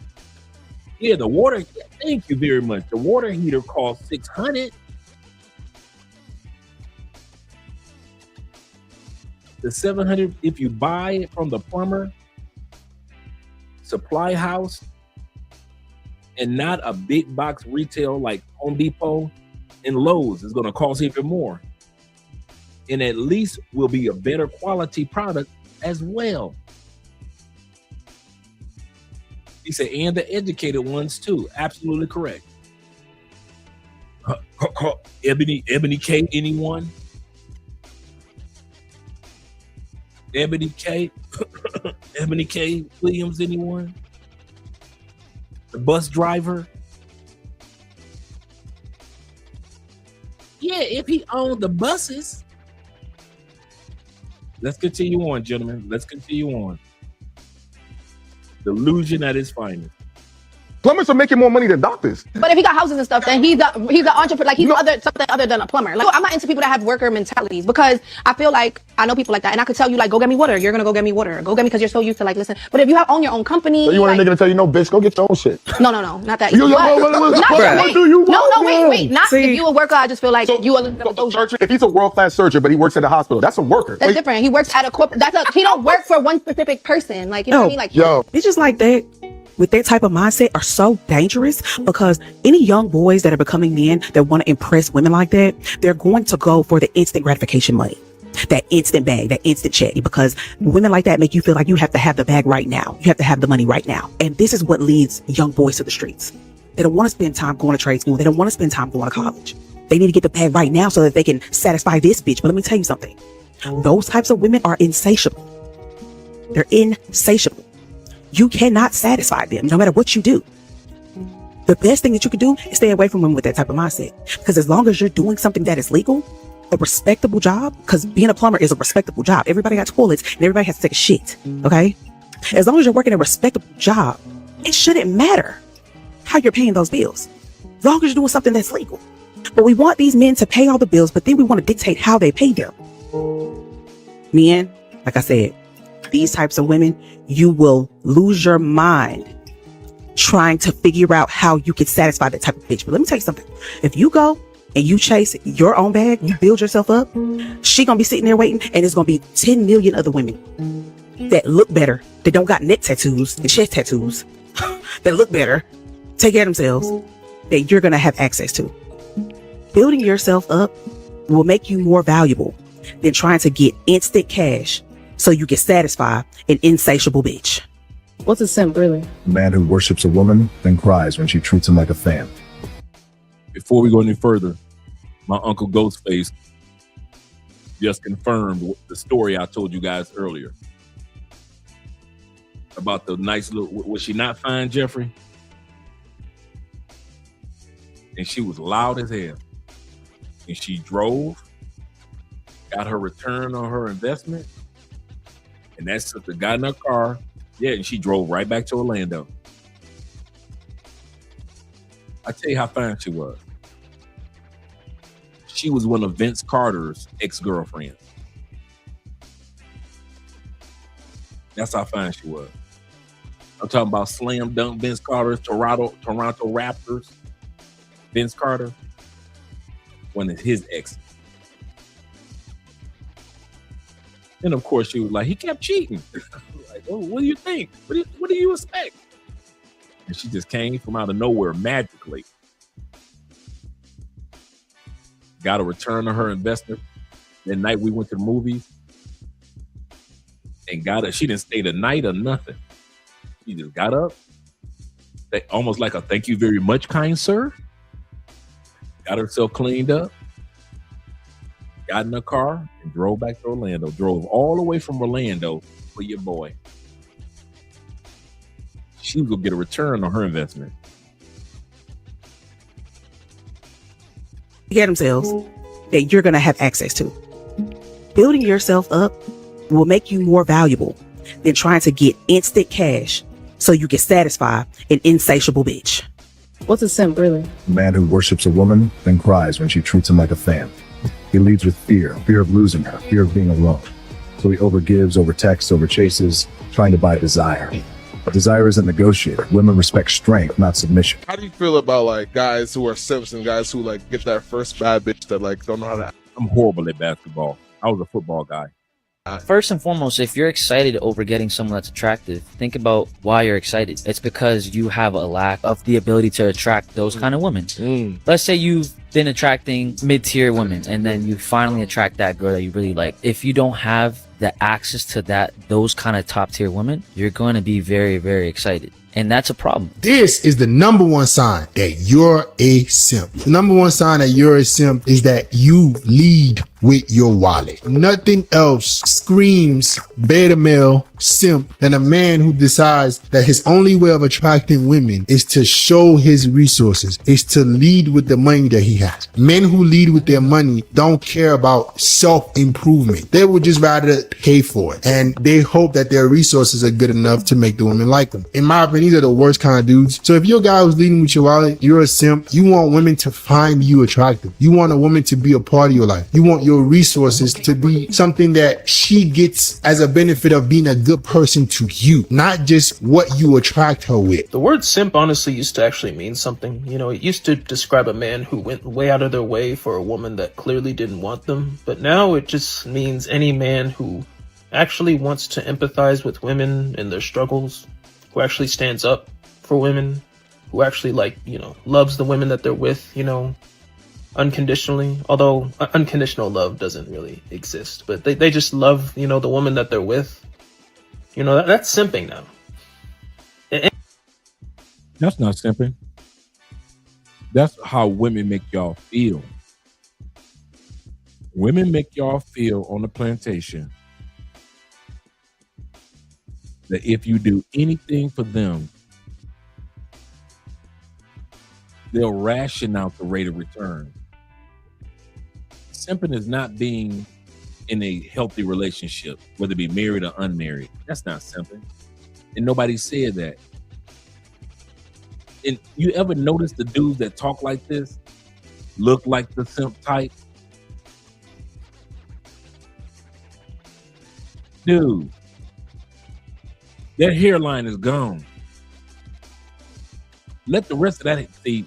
This couldn't be me. This right here couldn't be me. I'd have shaved that. Dude, when my hair got like that, my hair got like this, I shaved that clean off, bro. I've been rocking a murder one. I wouldn't like y'all holding on to the end of days until the last strand on the side decides to turn gray and fall off my head. I wouldn't like y'all. As soon as I saw that hit, bro, I lie to you not. When I saw this and I felt a little bit of emptiness here, oh yeah, we're gonna get this out of the way right now. I'm gonna let these hoes get used to me being bald. I ain't gonna even pretend like my hairline. I'm gonna be looking like Jada Kiss. I'm gonna go ahead and get rid of. Let me go ahead and stop bullshit. I kid you not. The moment my head was just like that when I shaved it. The moment it got thin here, I don't care if the rest of it was full of fro. Woof. Oh yeah, this got to go. Yeah, we gonna get rid of it. We ain't gonna even play with this thing right here. We gonna go ahead straight razor this month. Go ahead, yeah, yeah. We gonna get rid of all this. We get rid of all murder one, first degree murder. I had to give me a murder one. Forget that. I'm gonna go ahead and cut this first degree murder real quick. Let me go and get this first degree murder. First degree murder. For those that don't know why we call in Detroit first degree murder, because when they electrocute you, they don't show you this in the movies, but in real life, when they electrocute you, they shave your head bald. So they shave all your hair off when you're going to be electrocuted for first degree murder. So we just call it, it's called the bald head on the east side of Detroit, we call it first degree. That first degree murder. Go ahead and get that first degree murder, man. Stop playing, bro. Stop playing. You know you got that big old patch in the back. Some of y'all got a hairline that looks good. It's crispy. I mean, it is crispy. But you like LeBron. You got that empty spot in the back. Yes, sir. He said the only beef I had was Zero.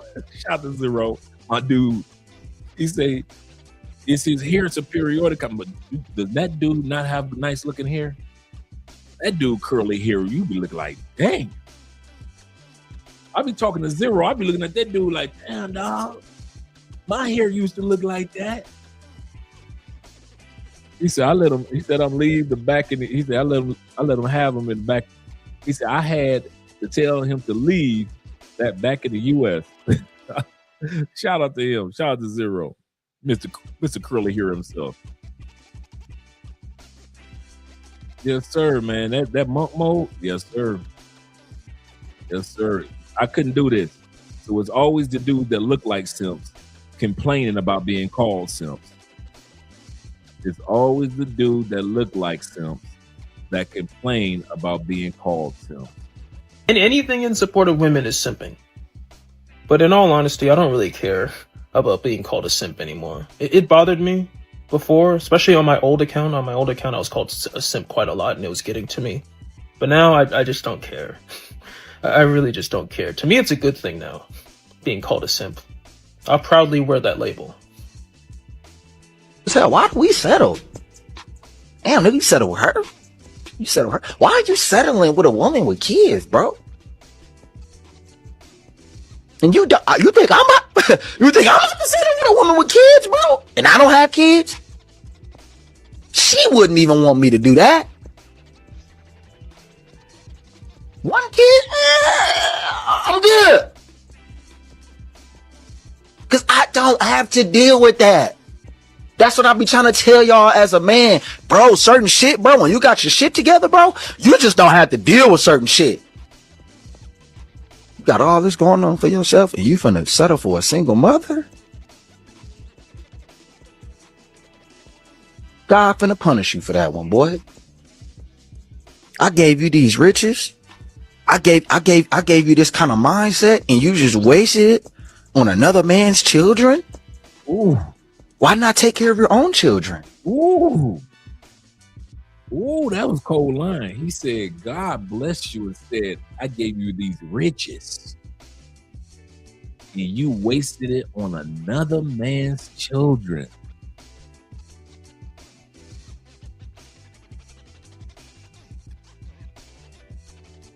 There is only one time in the Bible God told somebody to simp on purpose.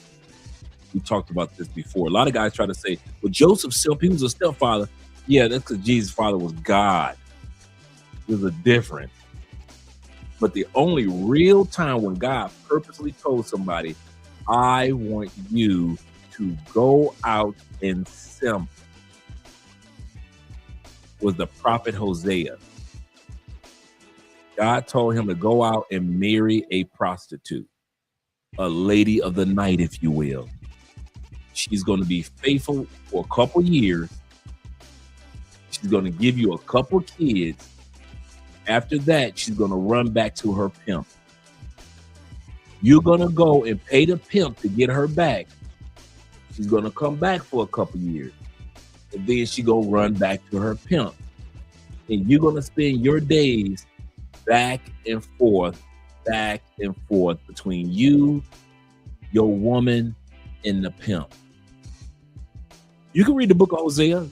That's exactly what his prophecy was.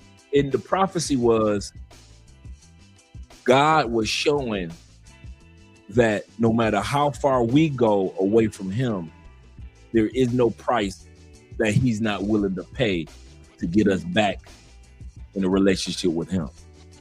And if he has to go back and forth, make sure that we got a good life that he wants us to have, he'll go back and forth to make sure we get the good life he wants us to have. That's the only time God told somebody to simp. The book of Hosea. It's the first time God even used the term bride. Like they say Jesus is the head of the church. He's the groom, and the church is the bride. Where they get that term, and Jesus even used this quote in the book of Hosea. It's the first time in the Bible God can call himself, I am the bride of the human race. I mean, I'm the groom of the human race. I'm the husband of the human race. You are the bride. And I will do anything for you. That's how much I love you. That's the only time God told somebody to simp. Any other time, ain't no simps in the Bible. Ain't none, not a one. I ain't found nobody in the Bible that's simp. So God ain't never told nobody to simp but one time. So how do we end up with all these simps running around trying to court these women and getting no return on investment? I don't get it. I don't get it.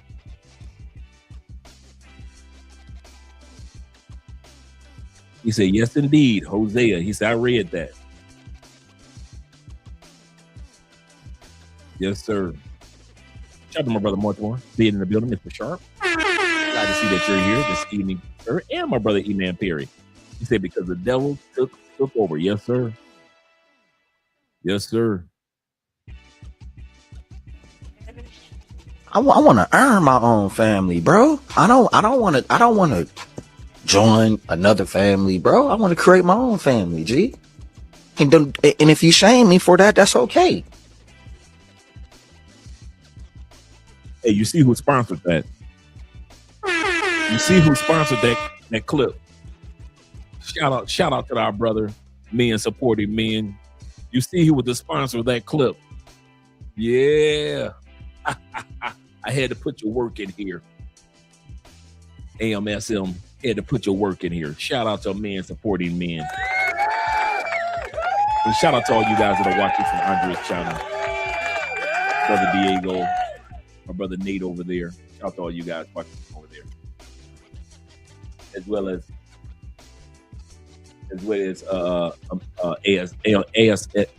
AMSM over there, Man Supporting Man, watching from Andre's channel. Appreciate you guys. Let's continue on. Dating was really hard. Guys would say to me like, oh, I'm not going to take care of another man's seed. And so last year, I married a man that saw a wife in me, but other guys call him a simp. Let me say this to you. Where would men like me be if it wasn't for the strong male figures in our community that came in and did the job that a lot of men aren't willing to do? I'm going to say this now. I understand tonight's conversation. I really do. They go on tour across the country. A front row seat to be able to go to the microphone is $900. Just in case you wonder what a front row seat is, to see these brothers and sisters and to get on the microphone, $900. Get your paper, player. I'm gonna say this again. Get your paper. You're doing a thing, big man. All y'all on that stage, get your paper. Here's the kicker. Y'all pander to them women and y'all lie to these women. And that's why when they leave your show, their life is worse off than when they came to your show. Because y'all would rather lie. Only one that wasn't lying was Trip Fontaine, the brother with the beard. And he left. He was like, man, I'm tired of it. Y'all ain't gonna listen to what I gotta say because I'm on a panel full of people that's gonna lie. That's gonna lie. I'm gonna tell y'all something. You do have to simp. I was a stepdad for 14 years, as you guys know. So good kids, good woman. And I'm gonna tell you this now. You are a simp for being a stepdad. I don't care what country you in. A step boyfriend, stepdad, yes, you gotta simp to a certain extent. You gotta realize them kids ain't gonna love you like they love their daddy that's dead. Dad is dead and they still love their dad more than you. You gotta realize that woman is not gonna look at you the way she would look at the father of her seedlings. You are not the father of her seedlings. You gotta realize her parents and the grandparents of the kids are not gonna look at you like you're the father, like you're doing a great job. They'll never look at you like that. You will never have you will never have her parents, and you will never ever have the parents of the biological dad looking at you like, thank you very much for coming in and swooping in. They don't do that. Grandparents don't do that. They might be cordial and respectful to you. Yes. How you doing, Andre? How you doing, Mrs. Smith? You want a plate, Andre? Yes, ma'am. You want any water? Yes, ma'am. They'll be cordial to you. Like you? Hell no. You ain't the biological father. So if you're looking for 100% return on your investment, stepdaddy ain't the way to go. It's not the way to go. Yes, you'll get some of return on your investment, but it is not going to be the level of what you deserve to get. Like the one brother said, if I want a family, why can't I build my own family with my own blessing? Why I got to bless another man's seed? And they will always run that guilt trip. Yes. Shout out to all the brothers that's stepping up to do what other men won't do. Bruh, Shout out to all the male school teachers that's stepping up to be there in young men's life and kids' life. Shout out to all the deacons and all the youth Bible study leaders, because those were some of the men that led me. Shout out to the football coaches, basketball coaches, baseball coaches, hockey coaches, when we doing pee-wee or whether we were doing little league football, whether we were playing basketball on with the church's basketball league. Shout out to them coaches that's out there in the community. Shout out to all the art instructors and all you dudes that know different crafts and everything. And you showed us young dudes how to do different things. Shout out to all you brothers that volunteer at Big Brothers, Big Sisters, Boys and Girls Club, 100 Black Men, and all the other volunteer programs that we do in the community. And we ain't got to be no stepdads to do it. So to act like in order to do something for the Black kids in the community, you got to be a stepdad. What about all the Pee-wee League dudes that say if it wasn't for Snoop Dogg and creating his Pee-wee League, you know how many dudes have gone to the NFL because Snoop Dogg created that Pee-wee League in his area? He ain't had to become no stepdaddy. So that guilt trip of trying to trick black, especially Black men, we're the only ones. Okay, name another group that shames their men into being stepdaddies. I'll wait, put it in the comment section. Latin men do not get shamed into being stepdaddies. Asian men do not get shamed into being stepdaddies. Middle Eastern men, brothers on the 54 continents of Africa, 54 countries of Africa, white dudes, the European as well as UK, as well as Canadian and US, them white dudes do not get shamed if they do not become stepdads. But your Black ass, they always in your face trying to shame you.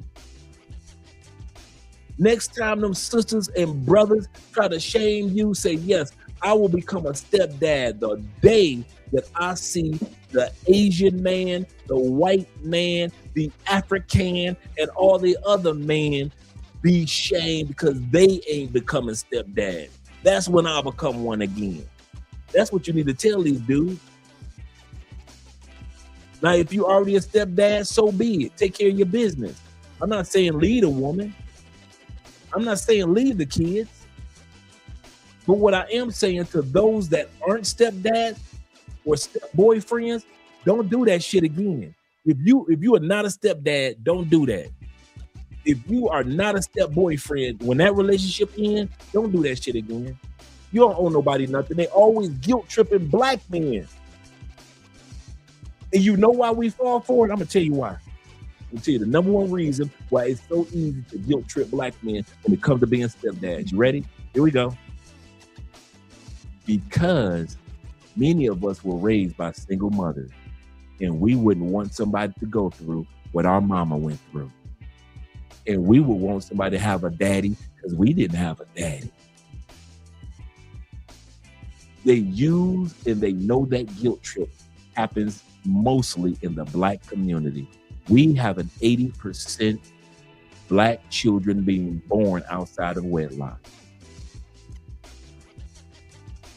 And so many of us, especially us older dudes, that are the first generation of baby mamas. I'm gonna say this again. If you were born a Generation Xer from the late 70s to the early 70s, you are the first generation of mass men that were born, and women that were born by single mother majority. Prior to the late 60s, most Black children were born in marriages.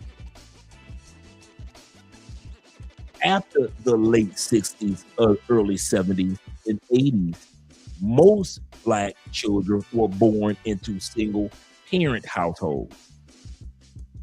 We're the first generation born to baby mamas. And they try to guilt trip us with that. They try to guilt trip us with that.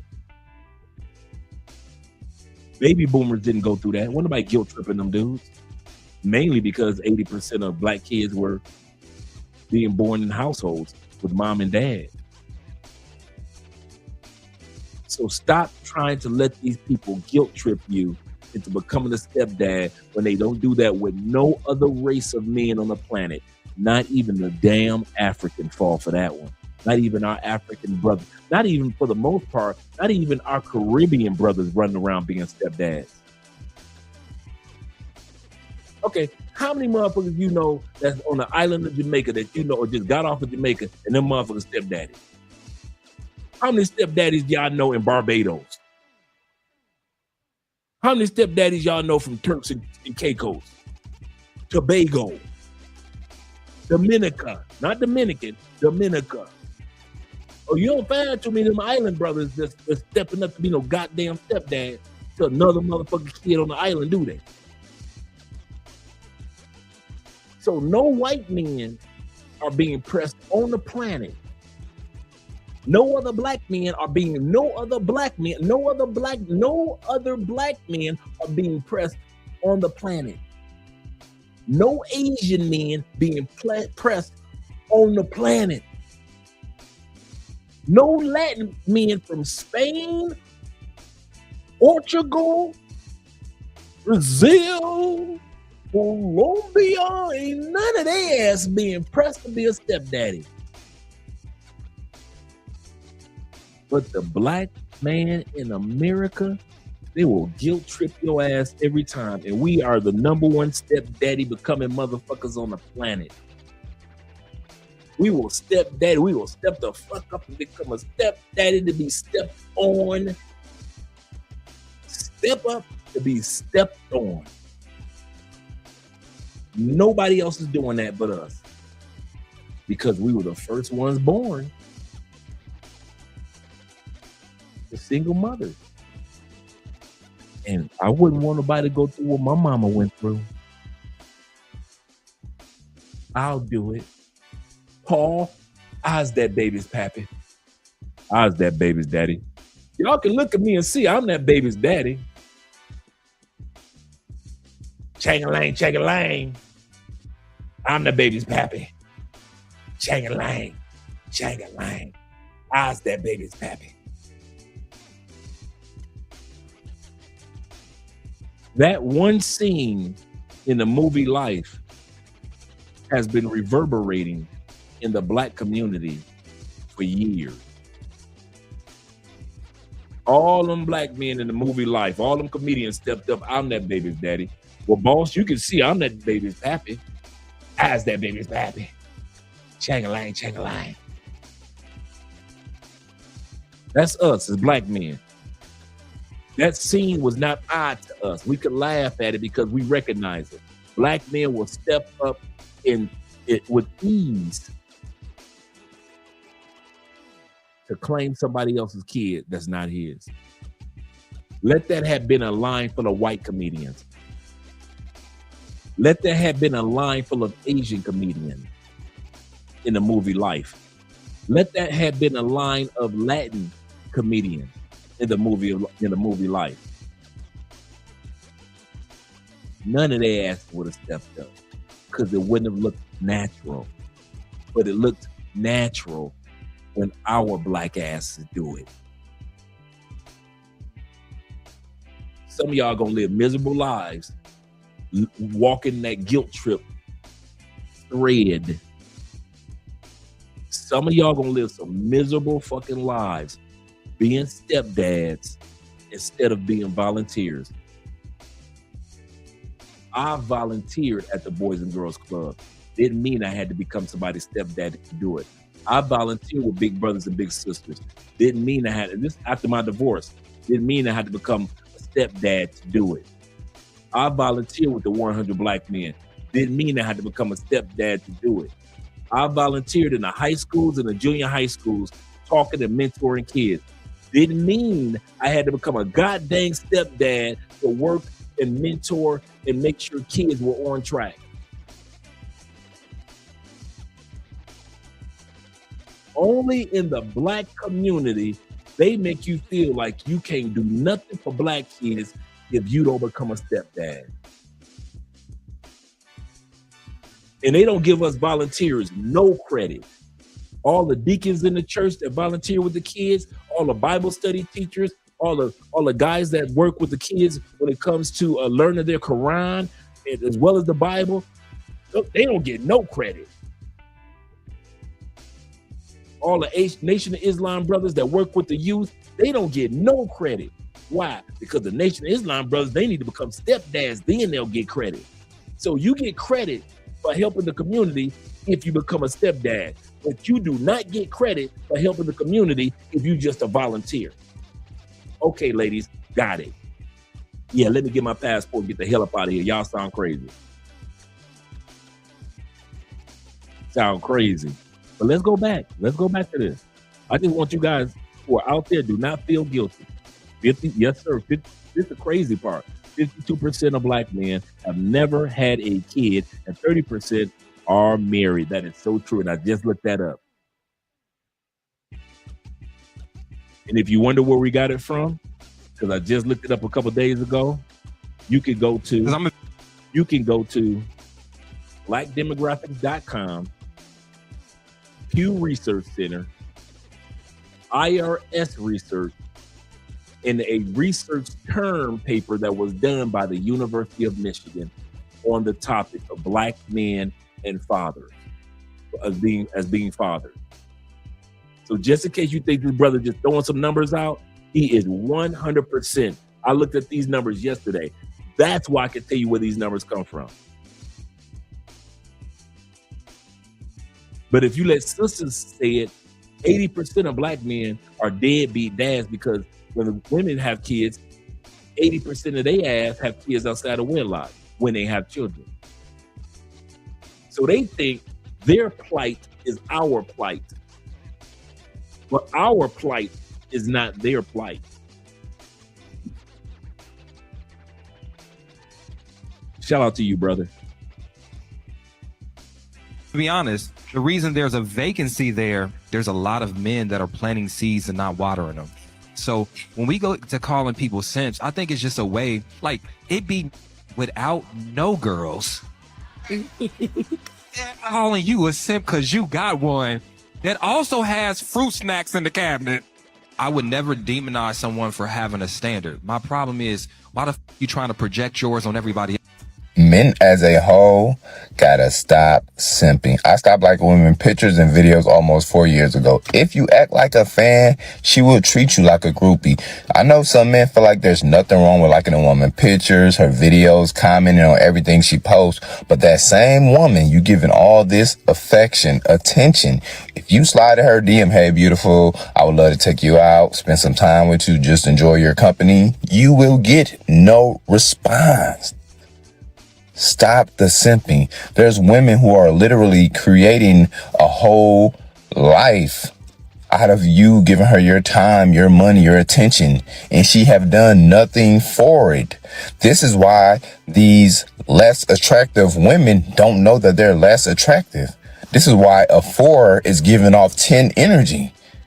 Because you're all in her likes, her comments, her DMs. Why wouldn't she think she a 10? All right. Yes, sir. He reminds us of that other guy, reminds us of Derrick Jackson. Not this guy, but the guy before him. The trick mindset. Remember, women in the States see you with 3 mindsets, Plantation Bros. The first group of Plantation Bros, according to the women, the simp. The second group, how women in the States see you, as the trick. The trick sees you, ladies, as you willing to do something strange for a piece of change. International Choir, I didn't get a chance to look at it. He say that's nowhere near a simp. He say, but if you're a nice guy, you will get clowned on social media. That's true. That is so true. I have to check out your message in a second. International Quiet Storm. Now Wood says this.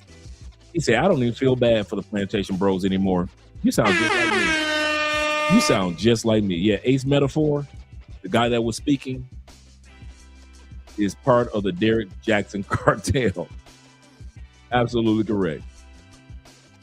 I got more respect for the Trick because the Trick gonna automatically get a rate of return. Trick is like my man Nate. Like I said, Nate in the movie Set It Off. Man, how come y'all didn't tell me I need to change the music?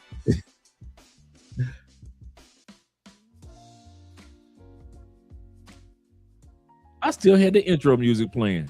Come on, Dre, get it together. I just heard that music. I was like, wait a minute. The Trick is just like Nate in the movie Set It Off. He knew Jada Pinkett need that money. She said, Nate, I'm in a bind. I'm in a bind, Nate. As soon as she would act like she didn't want to give up that coochie, Nate he did not give her that money. He turned that car engine on. He got ready to pull off. A Trick is not going to just give up that money like a simp would. A Trick like, hey, I got to get my rate of return. What we going to do, Jada? Jada, I need you to do something strange for a piece of change.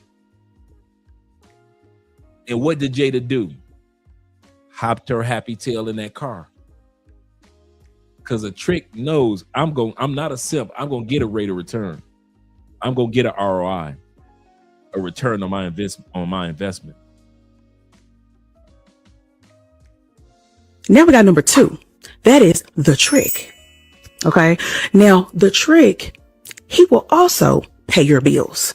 This is Nate. Okay. I'm in a bind, Nate. That's who you call. Look, Nate, before I do this, I want my check. Hey, whoa, look. You not. Well, before we go to our brother Nate, let's go to our brother Farty. Good morning, Farty, over there in Southeast Asia, and my brother Black Nubia. I got to give you guys a shout out. Farty says this: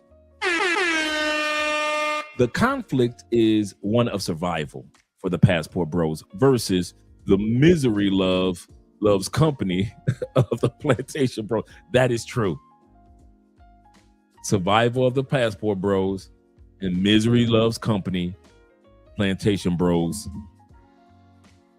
That is a good point. And shout out to our Canadian brother, another one. I told this guy where I was from. He said, oh, Canada. Shout out to you, brother. Black Nubian in the building. Appreciate you guys. And thank you for reminding me of the super chats. And shout out to E Breezy representing. Shout out to E Breezy in the building. And your rent is due. What's going on?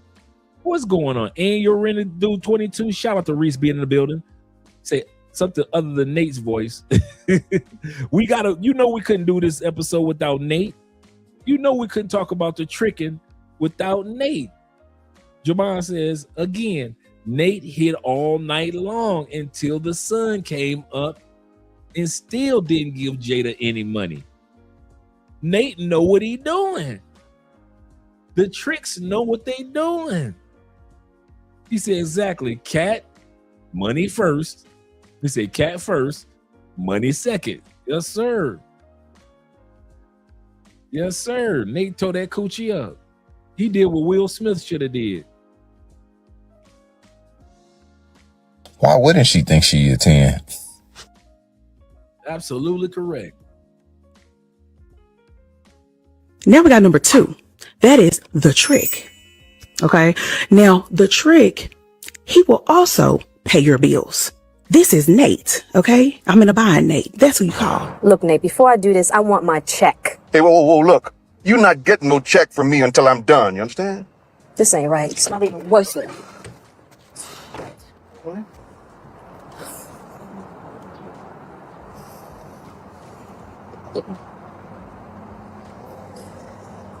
I'm in a bind, Nate. Some other time. Nate start that car up, boy.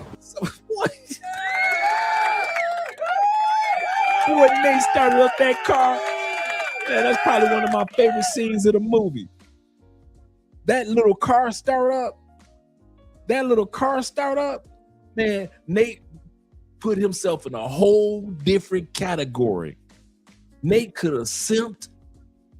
Well, since you in a bind, Jada, since you in a bind, I'm gonna go ahead and give you this money, girl, but you're gonna have to give me that coochie one day. Okay, Nate, thank you. And a lot of dudes would have did and gave her that money while she was sitting in the car.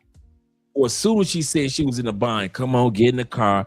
I would, if my little sister was in a, here we go with the black men. If my little sister was in a bind, see, if my mama was in a bind, because that's how they play on us. That's how black women play on us sometimes. Sometimes, and not all black women. But a lot of black women play on the fact that we are black men that were raised by single mothers, man. Some of y'all gonna have to come to a reality about this. I have come to a reality that since I was born and raised in the first generation of men that were raised by single mothers, predominantly in our community, not all, but most of us who were born and raised were raised by single mothers for the first time in black history in the United States. I've come to peace with the fact that women and men in our community will play on the fact that I was raised by a single mother. And you wouldn't want that to happen to you. You wouldn't want your mama to be in a bind. Remember how it was when you growing up? Your mama was in a bind. You wouldn't want your auntie in a bind. You wouldn't want your sisters in a bind. Only in the black community do they play on our emotions. Nate, I'm in a bind. If that was a white dude, she'd have stayed in that car and pulled off. If it was an Asian dude, she'd have stayed in that car and pulled off. If it was a Latin dude, she would have stayed in that car and pulled off. It was one of our brothers from Africa, she would have kept her ass in that car and rode off to that hotel with that man. But because it was a black man from the States, she knew that she could at least try to play on his love for the community by way of, you was raised by a single mama. You wouldn't want this to happen to your mama. Nate, I'm in a bind. And Nate was supposed to say, man, you know what? That's some more bull. See, girl, get in the car. How much you need? Because that's how black men are programmed to think. No other race on the planet of men are programmed to think out of guilt. Are programmed to think out of guilt, but black men in the United States. Irish men are not programmed to move out of guilt. Black dudes in other countries are not programmed to move out of guilt. Only our black asses. Because we see and have been around, and our sister had, our sister, she had her baby outside the wedlock, but it's okay, because I'm a good uncle. I'm a good uncle. And then when you with another chick, she got kids, you giving her money. Why? Because you a good uncle. You're a good uncle to your nephew, to your nieces. So when some other side chick got kids, that giving out money, it just goes by reflex among black men. It's like reflex. We give away money to chicks like reflex. We'll marry a baby mama like reflex. We'll date a baby mama like reflex. I mean, it's second nature to us as black men. And you will shout me down as a black man. Oh man, you hate no black women. You don't love our queens. This ain't got a damn thing to do with black women, what I'm saying. What I'm saying is there are women that will play on your blackness and profit off your blackness. They will profit. They are making money off of making black men feel bad if we don't do what they want us to do. That's what my point is. They could say stuff to us they would not say to any other race. Until y'all wake the fuck up and start realizing that y'all being used. It ain't got nothing to do with the sisters. It's you playing on your own guilt because you don't want it to be done, because I wouldn't want that to happen to my mama. I wouldn't want that to happen to my sister. Well, you ain't about to be intimate with your mama, or you're not trying to be intimate with your sister. You're trying to be intimate with the Jada Pickens that's trying to play on you, player. So stop putting in your mind about your mama and your sisters and all your aunties that ain't with the man. And so I would want somebody to be there for my mama. Well, that ain't none of your business if somebody is there for your mama or not. That's your mama's business. That's your sister's business. That's your auntie's business. That's your female's friend's business. You ain't trying to sleep with none of them. You trying to sleep with the Jada Pickett's, and they play on you as a black man. And they say stuff to you that they would never say to a white man. Because the white man will never feel guilty about, hey, you know what? I was raised with my mama, and I'm gonna go ahead and give you this 10,000 because of my mama. White men don't do that. When they give up money to somebody, they just give it up to somebody. Hey, what do you need? Oh shit, that's it? Okay, here you go. No guilt felt, do he? He don't feel no guilt. What about the Asian dude? Hey girl, you fine. What do you need? I got you. What about the Latin dude? Mi amor. Necesito mi amor. Tear it off.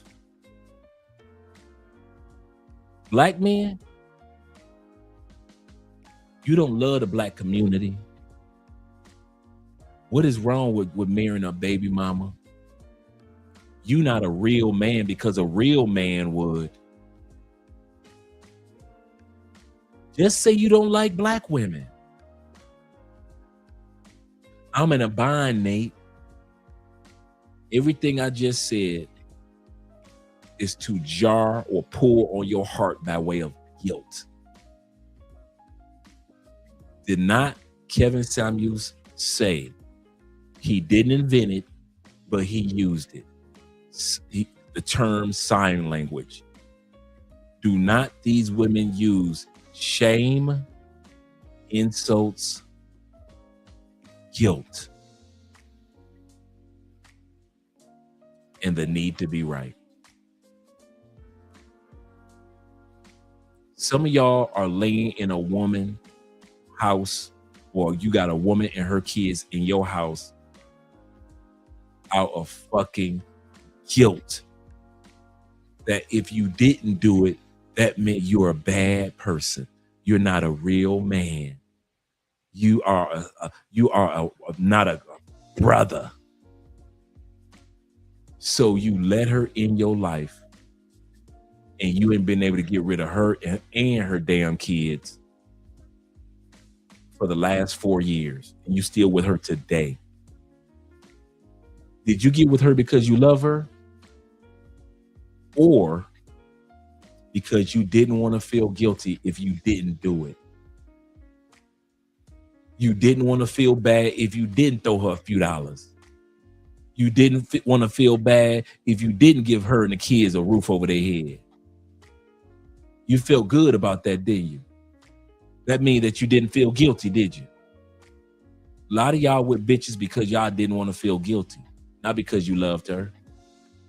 You want to feel like you did something for the black community, Umars, right? No, serious. I'm being serious. You want to feel like you did something for the black community.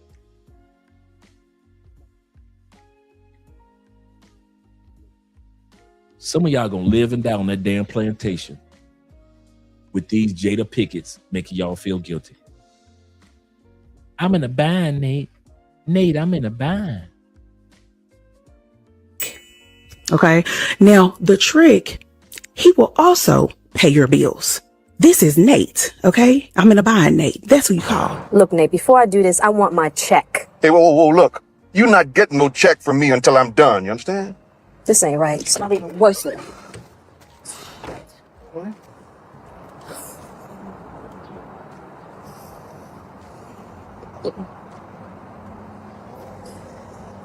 I'm in a bind, Nate. Some other time. Nate says some other time and start the car. Nate, the trick, is the one that's going to pay your bills. He's going to take you out. He's going to do all these things, but he's going to make sure he gets something in return. Okay. Whether it's coochie, whether it's time, whether it's a hot meal, or whether it's all of the above, you're going to do something strange for a little piece of change for that trick. Okay. Tricks are leaving here with something. Okay. Tricks are not to be confused with simps. Now, you don't marry the trick. You don't get in a relationship with the trick. Some of y'all who ain't never had shit, ain't never had nobody do nothing for you, are falling in love with the tricks. And that is a problem, because a trick, he will always find a new woman to trick off on. Okay. He's not tricking off on you because he loves you. He loves tricking. He's doing it for the love of the game. Okay. He's doing it for the love of the game. So he's gonna trick off on you, and you gonna look up and think everything is all good. And he could be to found another woman to trick off on. As a matter of fact, you're not the only one. He probably got 3 or 4 other girls that he tricking off on in a rotation. And when he finds another girl, one of y'all gonna get replaced, and he gonna just keep on shuffling, because he's doing it for the love of the game, not for the love of you. Okay. You get what you can get out of tricks, and then you keep it pushing. Okay. Women like being with tricks. Zeta. Yeah, and those women probably will get tricked out of their high value, high earning masculine man in the future. Shout out to Sarah, just got married. I like Sarah. Sarah always defend the men. She keep her foot on the neck of the women. So she finally got married just recently. Shout out to her.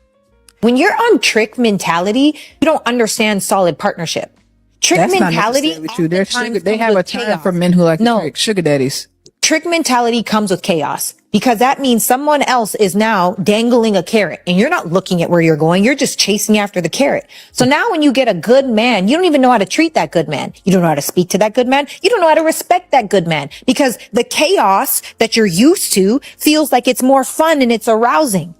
But the truth is, you're letting someone else take up capacity that should not be theirs, and you're disqualifying yourself from the man that you could have if you would spend that time to actually see him or appreciate him or respect him.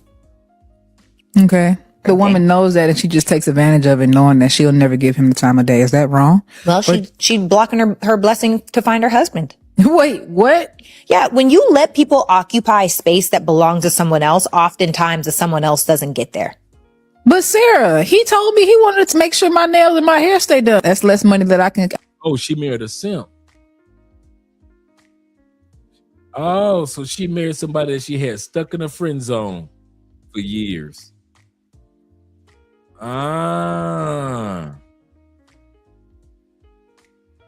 She ain't no different. Sarah. That's my money I can keep in my pocket. It's taking up your capacity, and you're blocking yourself from your husband. When you let people waste the space that you have in your capacity, you're not going to get the full level of blessing that you deserve. End of story, point blank. So I really don't understand why every girl my age want a trick. Like, do y'all know what a trick is? Basically, when you messing with a trick, the reason why they call it that is because it's a trick to the situation.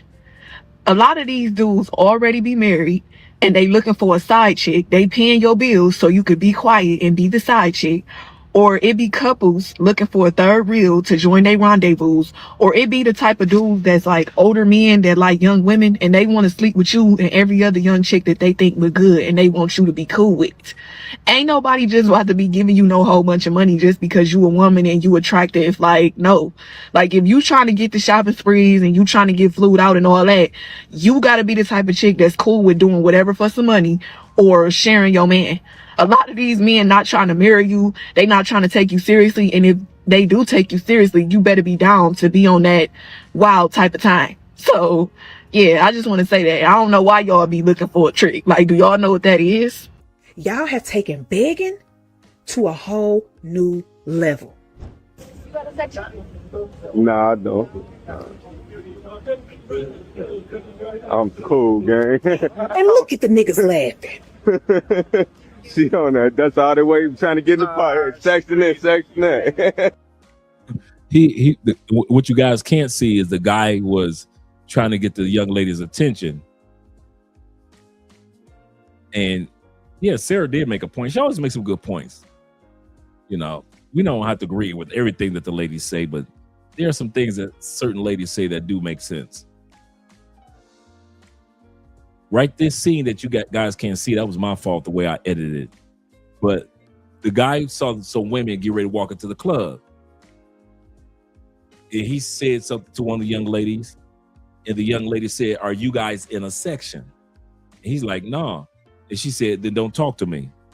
And that's when the guy started laughing. So that's what the scene is that you guys seeing or can't see. Are y'all okay? Why are y'all begging the niggas for a section? I mean, that's nasty. That's lower than a security guard. At least security can get you backstage. She don't love herself. We are losing recipes. This is insane. Never in the history of the club. Never in the history of the club. Even back when it was the juke joint. When it was called the tavern, okay? Back in the day. Never in the history of the club would you as a woman have to walk up to a man and ask him, does he have a section? You're supposed to just walk up to the front. And if somebody's in a line with a section, he's going to ask you or pull you and say, hey, come into my section. This is why the men think that we're broke. This is why the men are complaining that we be begging, because y'all be begging. Y'all have no respect for yourselves. Y'all be begging. And I know it's just the club, right? It's just the club, but it's bigger than the club. It's bigger than the club because it shows where we are as women right now. And as women, y'all don't give a fuck. Y'all don't care about how you're seen. You don't care about how you're perceived. You don't care about anything. You'll just walk around wearing anything, doing anything, saying anything. I just want to know who was responsible for telling y'all that this was okay. It's already bad enough y'all going up to the bar asking niggas or begging niggas to buy y'all a drink. Are y'all okay? Are things okay at home? Y'all look crazy. Y'all look like them people that be on the side of the road. They be like, spare change, ma'am. Squidward, is that you? Y'all walk around spare section. Y'all have lost the plot. Y'all have fucking lost. Y'all have lost your fucking minds. Y'all have lost the plot. Again, this shows where we are as women in society.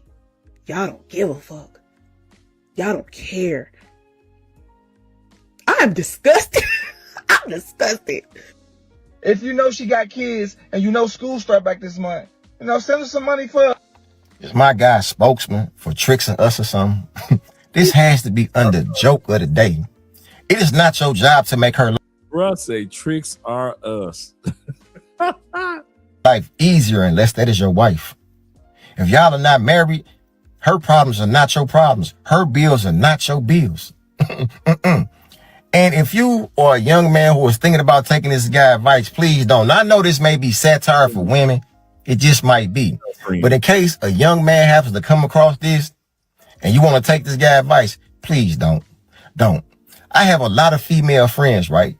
From strippers to school teachers to psychiatrists, real estate agents, whatever. I've never ever met a woman who was attracted to a trick that she was tricking.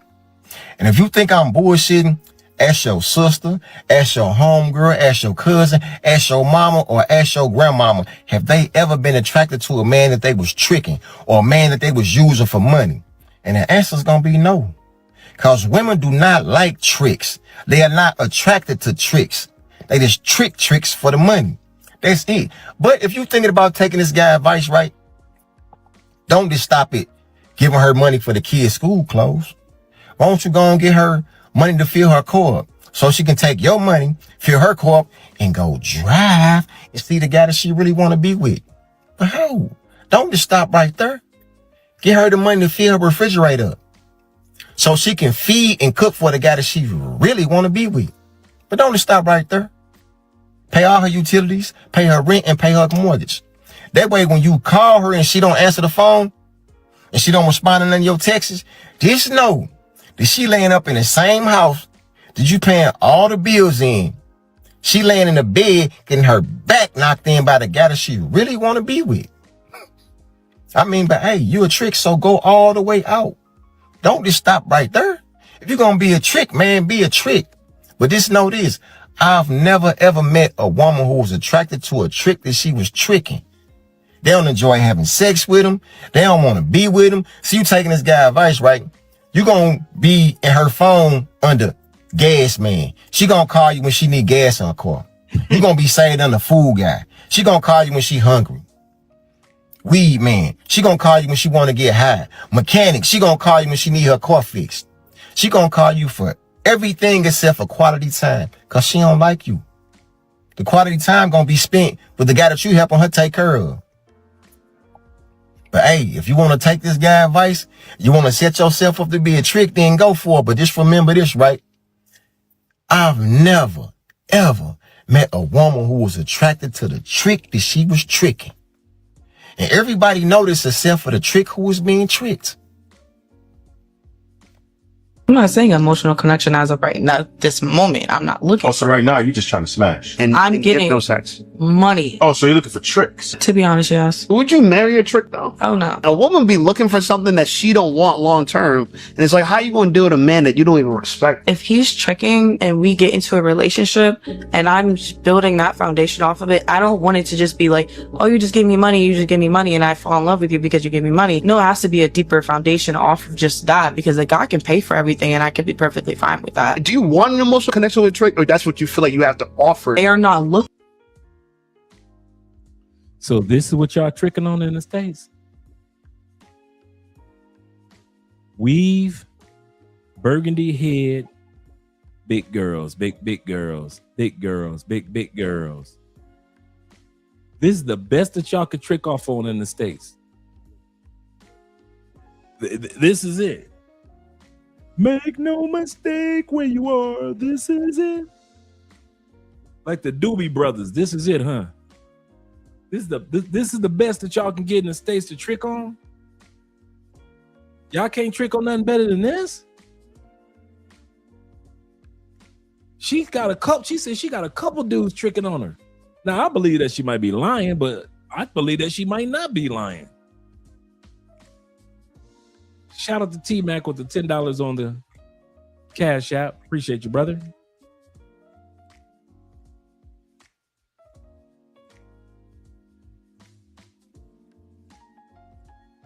This is it, huh? The wig look, she dripping it like wine. Yeah, I know. Then blue dry it. I know. Hey.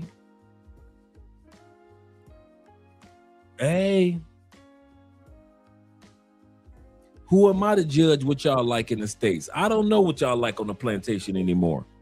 This might be the hot girl on the plantation. This might be a fine. She might be a plantation dime. This is a plantation bro dime? This is a dime on the plantation? Come on, plantation bros, talk to me. This the best. Y'all tricking on this? I could understand tricking on Jada Pinkett back in the day, the cutie Jada. Y'all tricking on this? This is American dime? What is she, American 8? She American 8. This is American 8.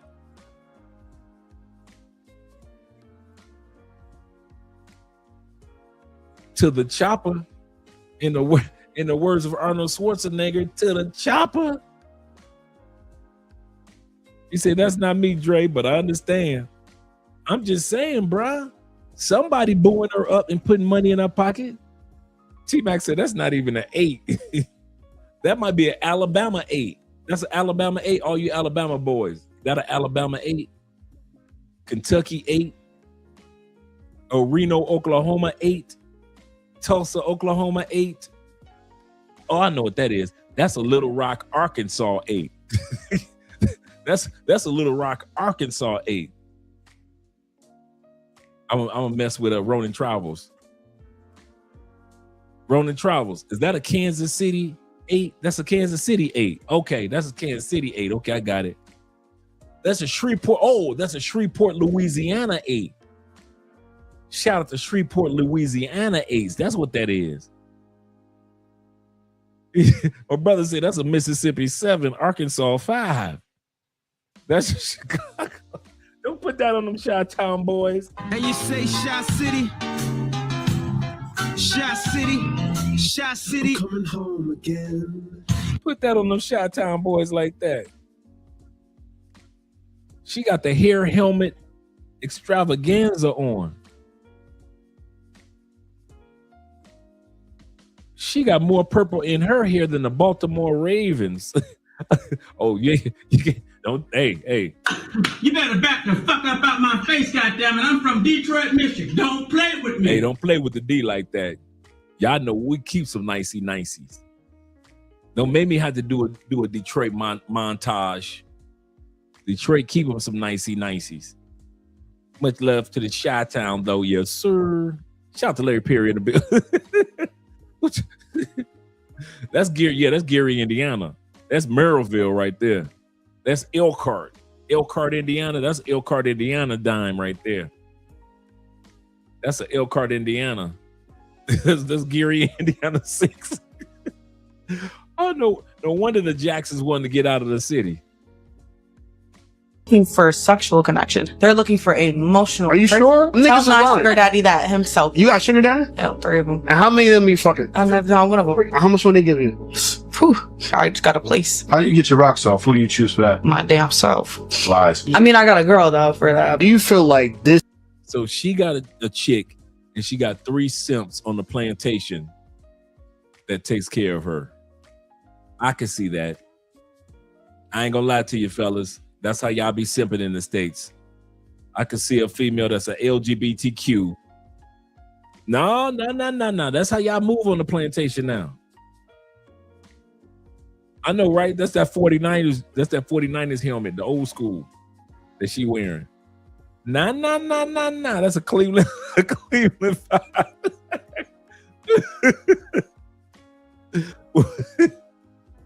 Y'all stupid, bro.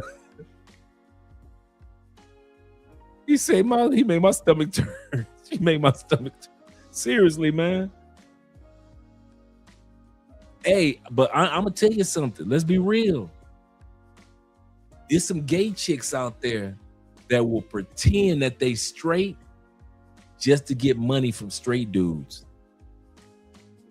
I do know that happens because I do know people like that in Florida. I don't know how it is in California, but I know some chicks that do not mess with men at all.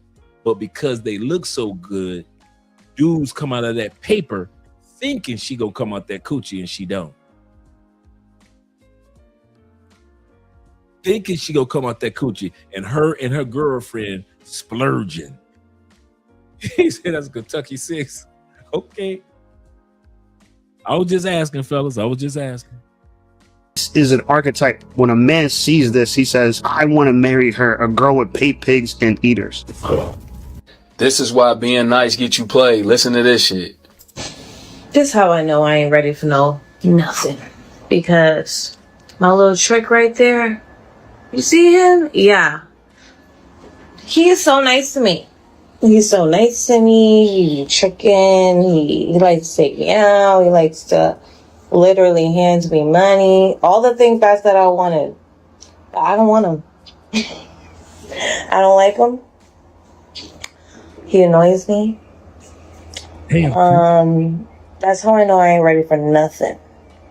Because all I keep thinking about is the dude that don't do shit for me. Hey. And I miss him. Tricks, y'all taking an L in the States. Y'all taking an L like them Knicks. Shout out to my Spurs. Shout out to my Spurs. I told you my Spurs is my second team. My Pistons and my Spurs. Almost, goodness gracious, I've been a Spurs fan for about 20 years now. Goodness gracious. So if my Pistons ain't in, I'm always guaranteed with my Spurs. He said old school with Miles. No honey, no money. She said he treat me right. He buy me stuff. She said, and all I could think about is the dude that does nothing for me. Damn. So this how it is on a plantation.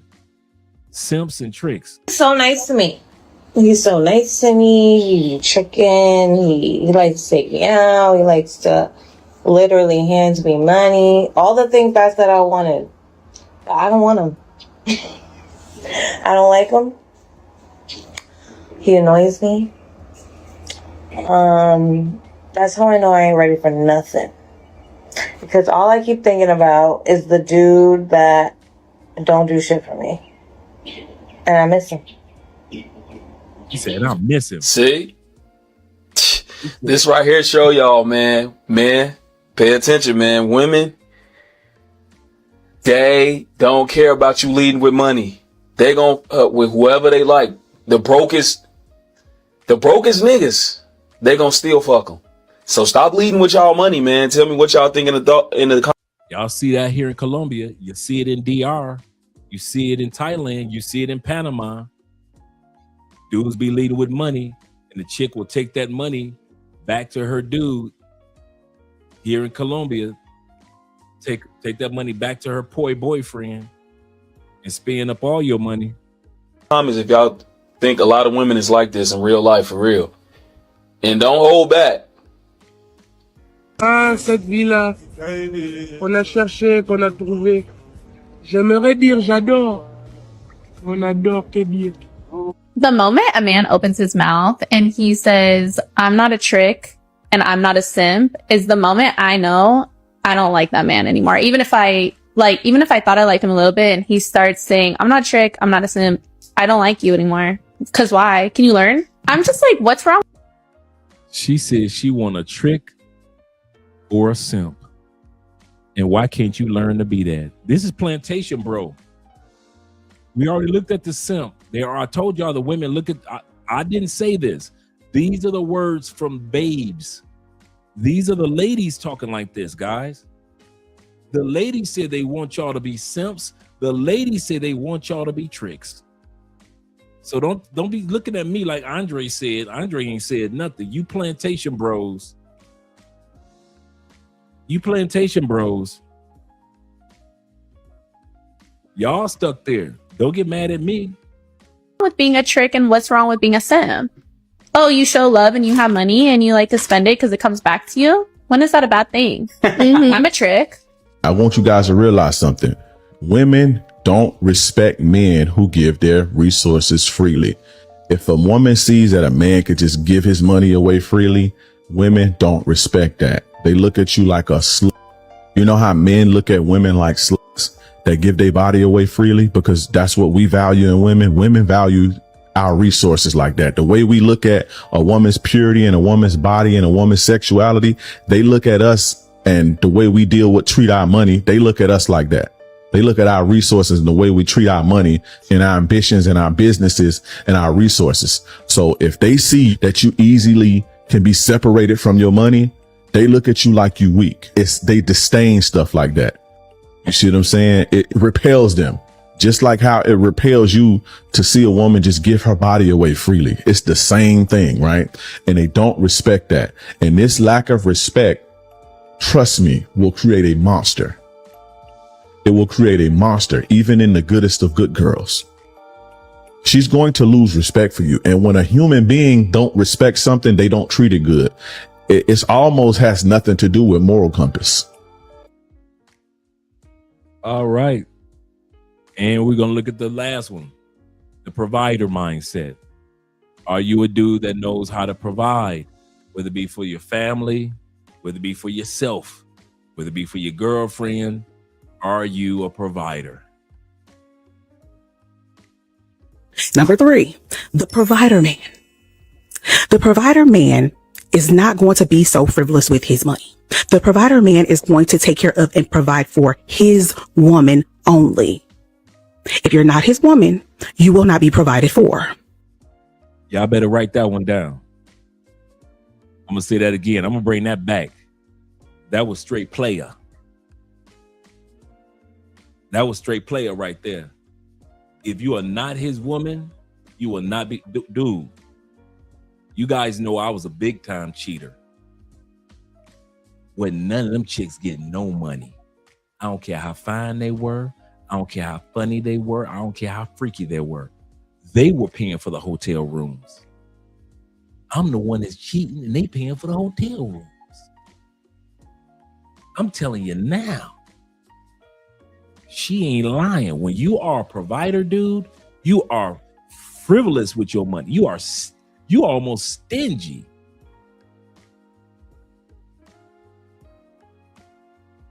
You do not give it out to your people, family, friends, somebody that might be in true need. Yeah. To a bid? Man, listen. I wish I would give out proceeds to a chick that I'm cheating with. Hell no, you don't get nothing. Why? You replaceable. I ain't like my granddaddy that had a whole house over here and a whole household over there. That's one thing, because he was taking care of 2 households. You are not a household. You just some chick I'm sleeping with.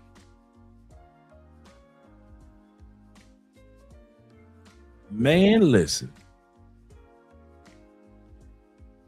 He said, no matter how you get, he said, like Andre said, no matter how you do it, you're getting a return on your investment. Or return on your investment? No. A provider is one thing I can't say about true providers, and I mean this. True providers are strategic with their resources. Simple give his resources to anybody that he hopes give him some coochie, and normally he don't get none. A trick will give his resources to anybody that's gonna give him some coochie, and normally he gonna get some. A provider, everybody can't get into his pockets. That shit is not gonna happen. I don't care how fine you look, how pretty you look, how much you laugh at his jokes. Provider dudes only provide for they people and they people only.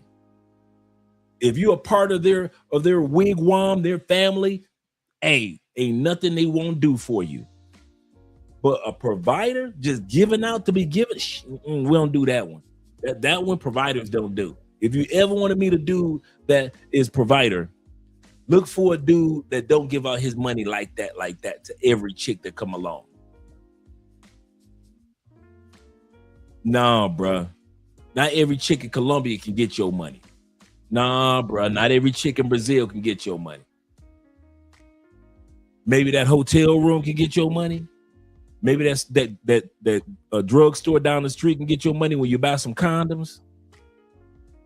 You beat that coochie up. But every time you see her, you giving her money? Nah, man. Provider dudes ain't doing that. You the side chick. You the side chick. A lot of side chicks will tell you, I get treated good. Not all. I'm going to tell you that one now. Yes, a lot of dudes will simp for their side chick. Yes, they will. I ain't buying you a bag of Jay's potato chips with a Faygo. Shout out to Detroit. You can't get a bag of Better Made potato chips and a Verner's Pop. Soda, that is. Shout out to Detroit. If you give me the coochie, cool. If you don't, cool. Provider dudes ain't like that. We ain't giving out our money all like that. Tricks, yeah, y'all gonna try to smash who y'all can smash. Simps, you ain't smashing nobody, but you still steady. You still gambling. Shout out to you simps. Keep on trying. Keep hope alive. Providers, no, we don't move like that, bro. You don't give your side chick the wife treatment. Absolutely correct. Never give the side chick, if you want to keep the headache down, do not pay for nothing for the side chick. I'm about to lose my apartment. Yes, you are. They about to turn my electricity off. Yes, they are. I need some food for this refrigerator. Yes, you do. I am not about to pay for no electricity, rent. Nah, bruh. Nah. The most you supposed to pay for with your side chick are condoms and hotel rooms. Side chicks, you ain't supposed to be taking no goddamn move. Let's talk about this for a second. For all you dudes that don't know how to move with side chicks, you do not take her to the best restaurants. You take her to the furthest restaurant. If your ass on the east side of Detroit, you take that side bitch to the west side of Detroit. If you on the south side of Chicago, you better take that bitch to get her a pizza on the north side of Chicago. You ain't supposed to take her to the best place. You're supposed to take her to the furthest place. You in Detroit, you got this bitch all in Ypsilanti, Michigan. You got her all up in Dearborn. You got this bitch all in Canada. You done crossed it because you know Detroit, the bridge is right there in the tunnel. You done took that bitch to Canada for dinner. You all up in Windsor. You got your ass all up in London. That's where you at. You in Canada some goddamn way. You got your ass all up in Quebec. You done drove that bitch from Detroit to Quebec. You ain't supposed to be taking her to the best. You supposed to be taking that bitch to the furthest hotel from your house, the furthest bar from your house. Nothing about a side chick supposed to be convenient. Nigga, no, you ain't supposed to be having that bitch within a 20-minute drive. Ain't no way in hell you supposed to be with a bitch within a 20-minute drive. You supposed to drive that bitch so far away she think you live out here. Every time he drive me, he's always taking me to the outskirts of Medellin. He's always taking me to a small town outside of Medellin. I guess he lives out here. Y'all be taking side bitches. Bitch could get on a bus and ride to your house. Y'all be taking side bitches 15-minute walks from your house. How the hell you gonna be with the side bitch if she's a 15-minute walk from your house? That bitch can walk to your house where your kids and your wife is. Man, if you don't get that bitch as far as possible, you take that bitch to hotels where it just got a O. Hotels. No H. The H that fell off that motherfucker. Hotels. You just take ass to a hotel. You are not supposed to give them the queen treatment. They are replaceable. Like a woman's douche. Replaceable. What the hell y'all doing? Y'all sitting up here falling. I love my side chick more than I love my wife. Nigga. If you got a side chick you love, nigga, you need to get a new side chick. Emotions are not supposed to be involved. Convenience, yes. Emotions, hell no. Be like, nah, I gotta let you go. Why, girl, your pussy so good, I'm falling in love. I got to let your ass go. I'm out of here. That's how you supposed to be with a side chick. You're supposed to be falling in love with no side chick. Soon as emotions get caught up, you asking for trouble. You know why? I'm gonna tell you why. Because if either one of y'all get mad, you gonna get caught. If she get mad, she out for revenge. And she know the ultimate revenge is making sure your wife find out what's going on or your girlfriend finds out what's going on. That's one way you're gonna get caught. Here's the other way you stupid motherfuckers get caught. When you get mad at your side chick and you bring them fucking emotions home and your wife figure this nigga been off work for 3 hours. So what the hell happened in the last hour and a half that's got this nigga walking in this house this angry?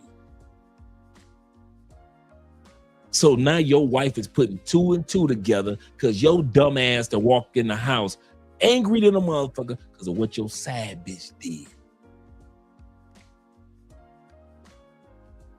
You found out your sad bitch got a sad nigga. Now you all up in your emotions. You bring them fucking emotions to your house. That woman been knowing you for 12 goddamn years, 3 kids. You think she don't know how your emotions work? Any man will tell you, a good woman know you better than you. That's one of the signs of being a good woman. She know your ass better than you. And you done walked your ass in that goddamn house, pissed off at the world at 9:15 at night. Nigga, you got off work at 5:15. So she know you ain't mad because of some shit happened at work. So what the fuck done happened that got your ass walking in the house telling her you don't want to fuck? You want to go to bed.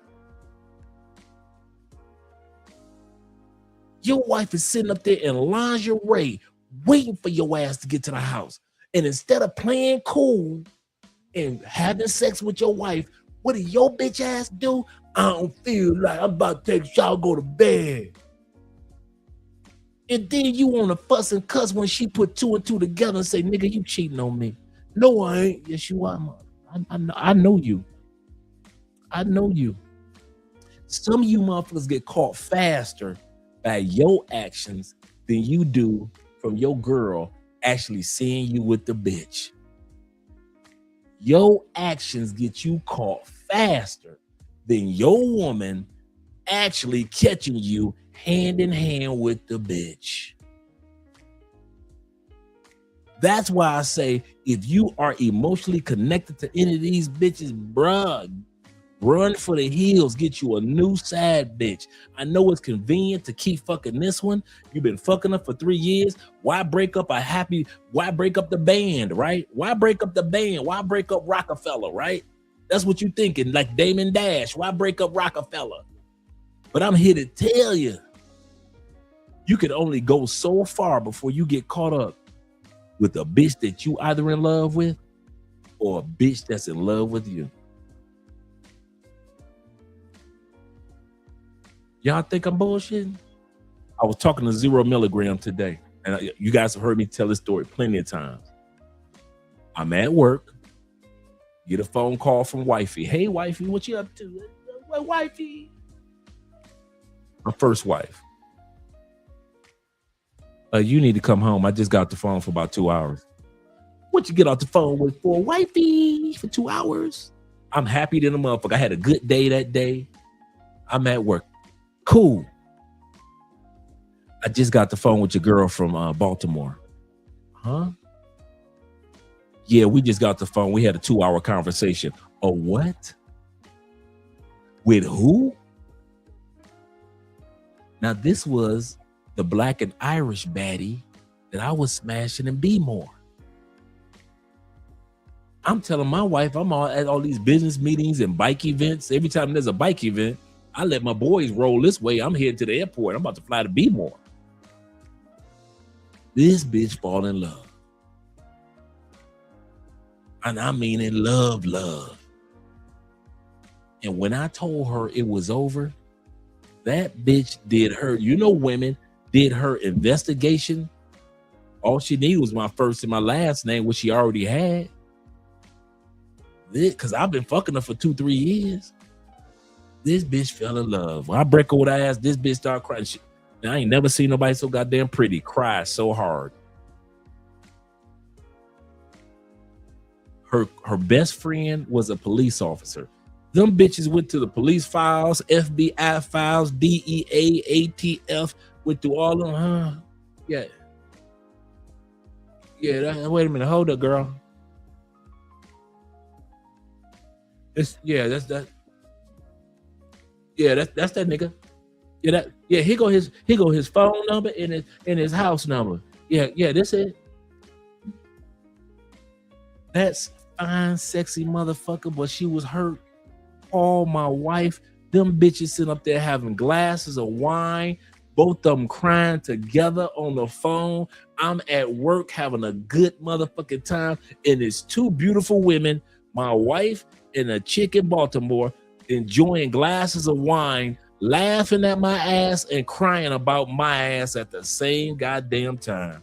Bruh, when I'm telling you, if you gonna have a side bitch, you better have her emotions controlled. You better be able to sit back and say, babe, listen, this ain't what you think it is. You know about my wife, get out your feelings.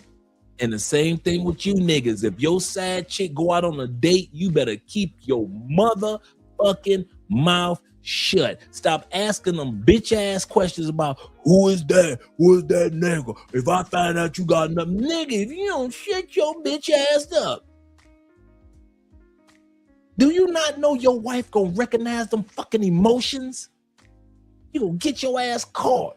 Yo, some of y'all dumbass motherfuckers, you know the first time your wife went through your phone? You know the first time she been with you for 12 years, ain't never went through your phone. You know why she went through your phone that first fucking night when your ass went to sleep? Because your stupid ass came home emotional. She saw something had you pissed off. And she said, wait a minute, it's only a few things that ever pissed my man off like that. Money and me. I know money ain't pissed him off between the time he got off work and he made it home. I ain't pissed him off like this. This nigga got another bitch. I know how my man's emotions work. That nigga ain't pissed off about no money. And I ain't pissed him off. And the only time he ever get pissed off, he just, hold on, wait till that nigga go to sleep. Put your facial recognition on that fucking phone. She get to scrolling and seeing all your goddamn messages from that nappy head bitch. Cause your dumb ass came home all fucking emotional. Cause your sad chick going out on a date. Nigga, you need to be hooking your sad bitch up. Throw your wife off the trail. Y'all niggas done got no game. I swear, y'all ain't got no fucking game. Man, my side bitches, man, them bitches was telling me about their dates.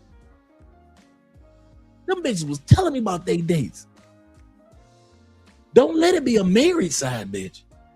Man, we talking couple shit. Well, how your husband doing?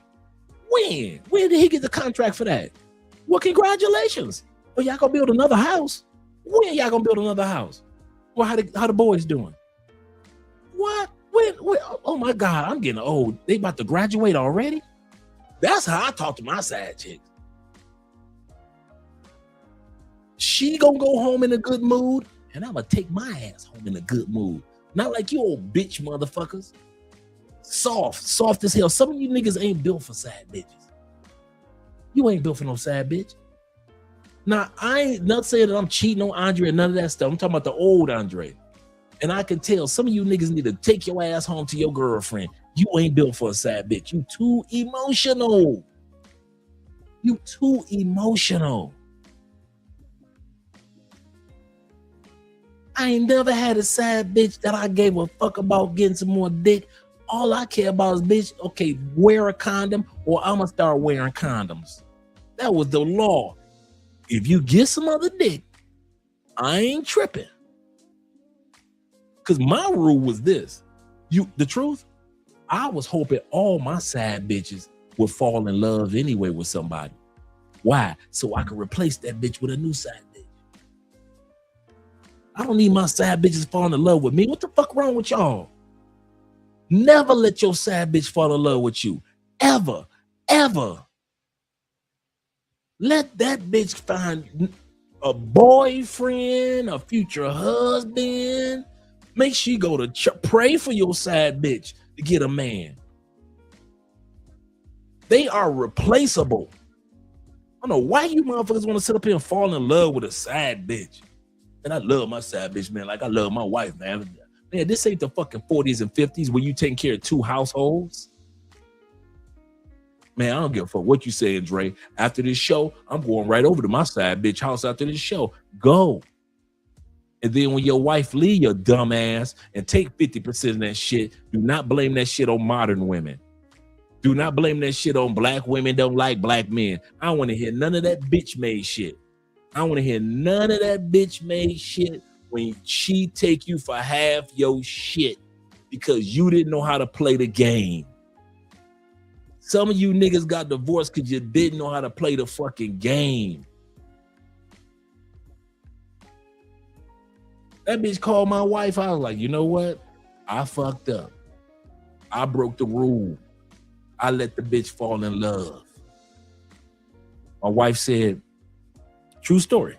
My wife sat back and said, we sitting at the kitchen table. She said, I'm hurt, but this ain't the first time. So what do you want to do? I want a divorce. That's what I said. I want a divorce. And she was kind of shocked that I said it. I said, yeah, I think we should. It was in the evening. It was in the evening. I forget what time it was. And she shot. I said, I'm tired. I'm tired of cheating. I'm tired of lying. I'm tired of lying to bitches. I'm tired of lying to you. I want a divorce. I want to live a lie-free life. And you're the type of woman, you ain't gonna let me have no bunch of bitches on the side. You ain't the type of woman that's gonna let me have, and I can see the tears get ready to roll down her eyes. And I'm one of them dudes that a woman crying doesn't move me. The sad part is I got that from my mama. You know, your mama whoop your ass and be like, hey, them tears don't move me, boy. And so I picked that up from my mom. So when a woman cry, that shit don't move me. Like, probably the closest that I've ever been moved by a woman crying is Andrea. That's the closest. Any other woman, them tears, dude, I will sit up there and look at a woman boo-hoo and I won't flinch. I ain't giving out no hugs. I ain't giving out no damn baby. I will let they ask boo fucking who. So I can see the tears rolling up in her eyes. I ain't give a damn. But that's your wife. I cared about the wife, but I ain't give a damn about them tears. I said, yeah, I'm tired of lying. Tired of playing games with myself, lying to myself. I'm tired of feeling guilty after I get done fucking bitches, but then I'm gonna go back and fuck a bitch tomorrow anyway. You know how many times I done park my car to the side and be like, damn, Dre, you shouldn't be doing this, man. This fucked up. You got a good woman. She about her business, man. She's sexy. She's soft-spoken, very soft-spoken, extremely feminine, blah, blah, blah, blah. I'm dude, plenty of days I done pull my goddamn car to the side. Nigga, what you doing? The fuck wrong with you, dog? Can you just be faithful for 1 year? 1 year, nigga. Can you just be faithful for 1 month, nigga? Damn, you just running through bitches. Nigga, you ain't single? Man, I didn't even have to take my goddamn ring off. Bitches was still down the fuck. I'm fucking bitches in the ass with my hand, with the ring print. If I smack a bitch on my ass, my ring print would be on that bitch ass. That's how women on a plantation don't even give a damn about you being married. So that doing all the hiding your ring shit, it got to a point where I ain't had to do that shit no more. But I got tired of feeling guilty, tired of feeling bad, tired of just feeling so like I'm sneaking. I'm tired of the trying to arrange some shit to get to a bitch or a bitch get to me. I'm tired of I got tired even of hurting the women. Because there was some good women. I ain't gonna lie, man. Some quality women. I wasn't dealing with no scallywags. So it was even worse because I was fucking over good women that deserved to be with some good dudes. So by the time y'all got them and they were acting all bitchy, blame me. Blame dudes like me.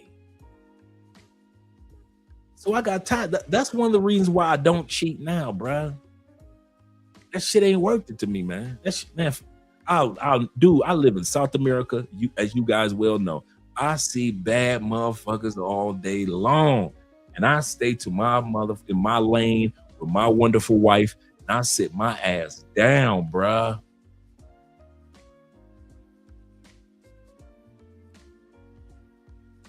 Dude, in my 14 years of marriage, man, I had ran through a few hundred women.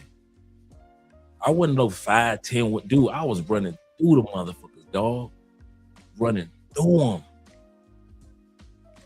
So when I tell y'all, I know what it's like to be on that cheating side, and I know what it's like to be on this tranquil side. I'm going to tell y'all, this is more peaceful than feeling bad because I got to fuck over everybody just to fuck everybody. You caught that? I feel good that I don't have to fuck over everybody to fuck everybody.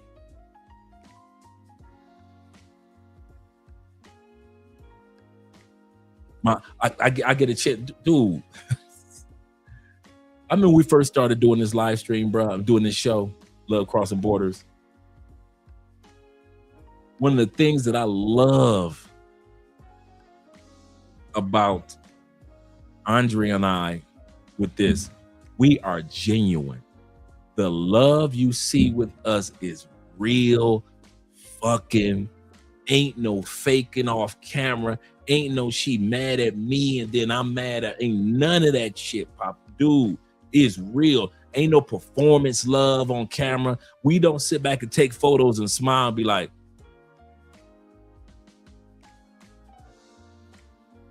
we not that couple.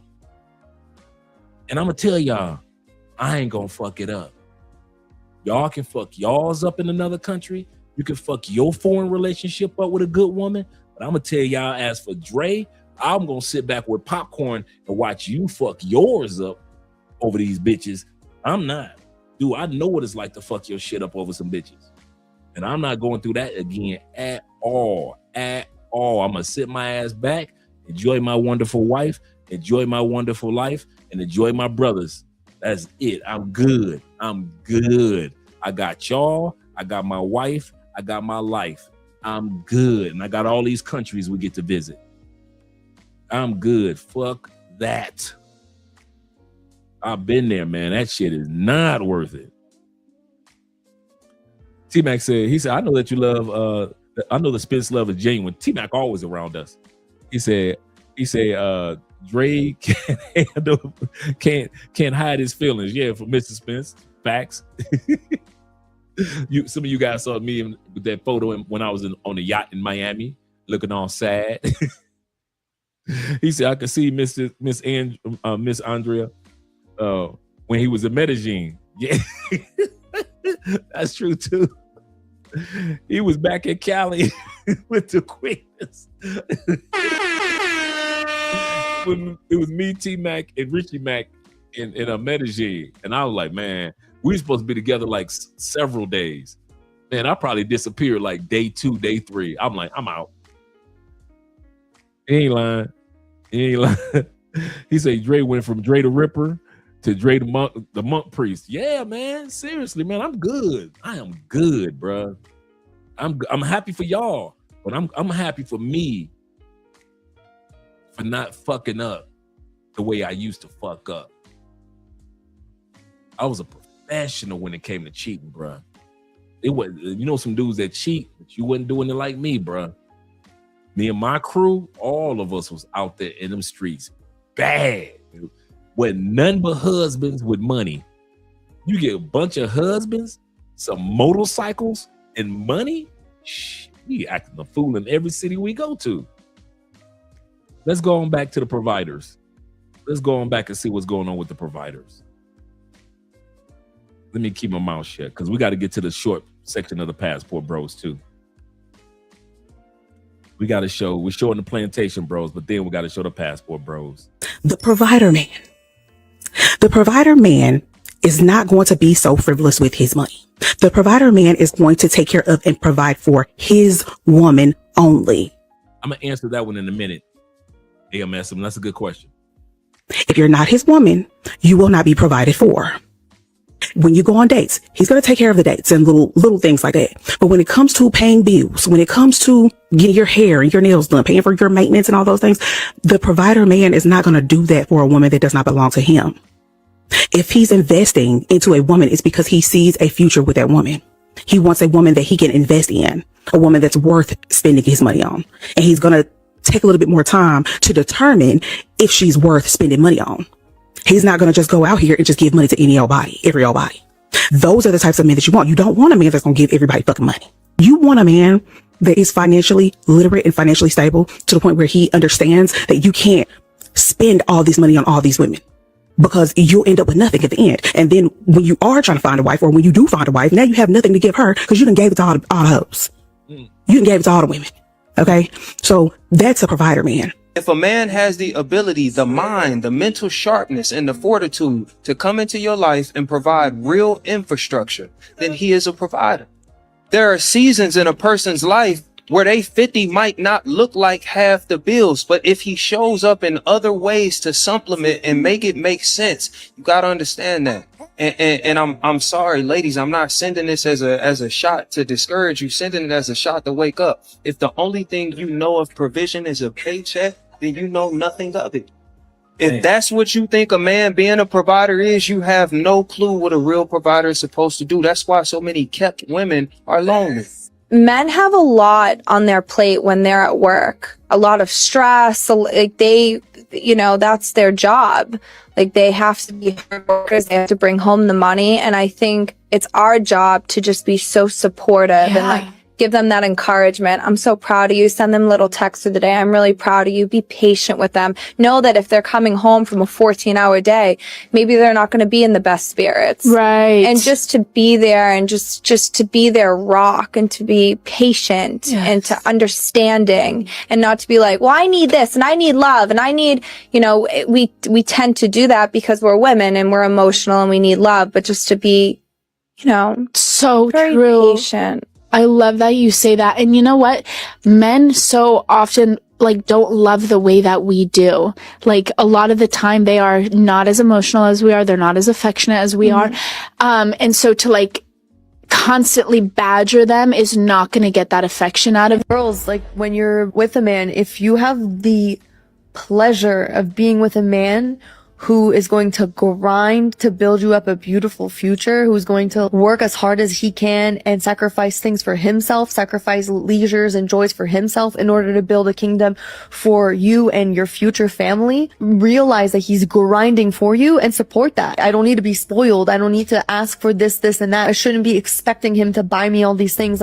Support the fact that you're blessed enough to find a man that's going to grind for you. Realize that he's doing it for you. And so support him in that decision and don't make it difficult for him or don't put guilt on him just because you want nice things. You know what I mean? Dude, you've never done that to me, bro. Yeah. If you want to go buy yourself some nice things, then maybe you have to go pick up, a little extra work so that if you really want those things, if you really think that you need those things, but don't put that on your man when he's grinding for you in order to have a beautiful future. This video resonates, I'm sure, with a lot of men that are building a lifestyle for their queen. How you know a boy has become a man is based on his desire to provide and to protect for others. Boys take, men give. They create, they build. They don't build for themselves, they build so they can provide for all of those around them. So I know that a lot of men are resonating with this video.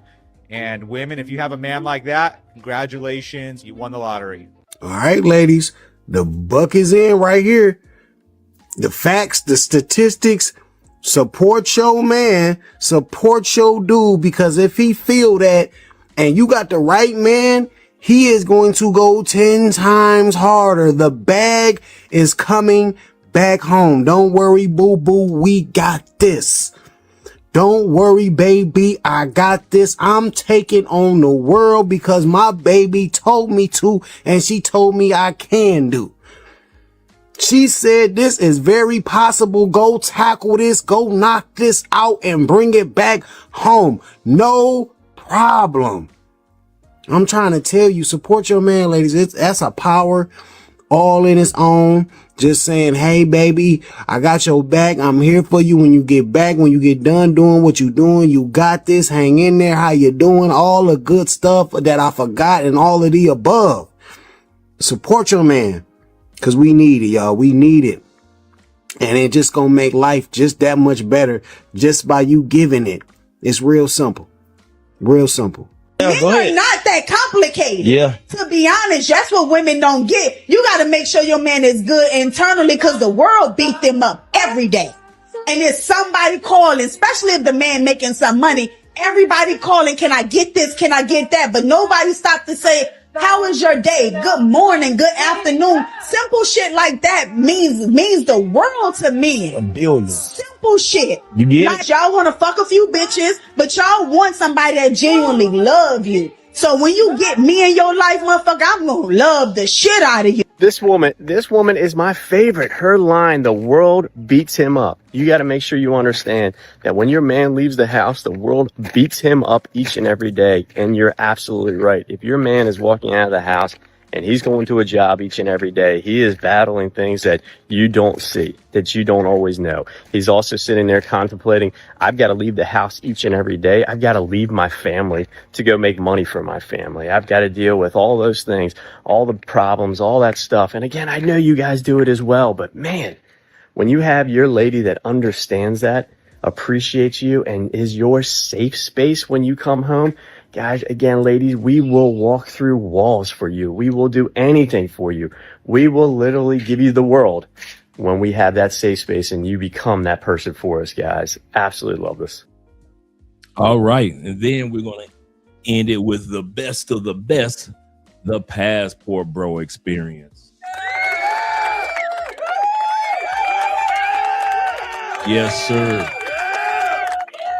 As I said, as the lady said, not I said, but as the lady said, if you're going to be a plantation bro, if you're going to be still in the States, you got 3 categories you could fall into: the provider, the trick, and the simp. They don't see you any other way. There are no other categories. So don't think when you get off this live stream, you go to work tomorrow morning, the women see you who are attracted to you. The women that see you are going to be seeing you in a different light. No, they're either going to look at you as a simp, or can he be a provider? Or is this the type of guy that's just going to be a trick? That's how women on the plantation look at y'all. But we're going to look at how women in other countries see you guys. But before we do, I'm going to answer the question that my brother asked. Andre, what made you stop cheating? I've answered this one before, real quick, real simple. First thing that made me stop cheating is I had to be honest with myself. Am I gonna cheat with one bitch or 51 bitches? Because I never noticed the amount of women. You know, when I was cheating, you don't count it. You just cheat. And you don't realize, damn, that was 60 bitches that just went by this past year. Okay. And so I'm gonna stop cheating. Or I'm gonna get 1 or 2. You say 1 or 2, and now you done ran through another 22. So that's 80 bitches. See, some of you guys be wondering, how the fuck he fucked all them bitches? Realize, my career allowed it. I was an academic college recruiter. I worked on a campus with nothing but mainly women around. Not just students, but the staff, the instructors, the financial aid department, the counselors, the academic advisors, the admissions department. Nothing but women for the most part. Few guys, but mainly women. Then I'm in a motorcycle club. So you know when you're a biker, pedestrian chicks always trying to throw you the pussy. And then you got all these bike events to go to. So now I got the excuse to go from city to city every weekend fucking bitches. On a bike event weekend, dude, one of the reasons why I always make sure I have my own room on my own floor, because dude, I know every bike event I am fucking. The one time that I did think I was not gonna fuck, I'm like, damn, I guess this weekend I ain't come up on nobody. Okay, cool, Dre. No, you ain't come up on nobody. Cool. You can't win them all. I get a phone call from this chick from another bike club that was doing a fundraiser, and I gave her my information. Also, I mean, real light-skinned cutie, right? Everybody was trying to smash her, but she was giving out flyers telling about her club's fundraiser. I said, oh man, that's nice. I said, if y'all doing anything else, just hit me up.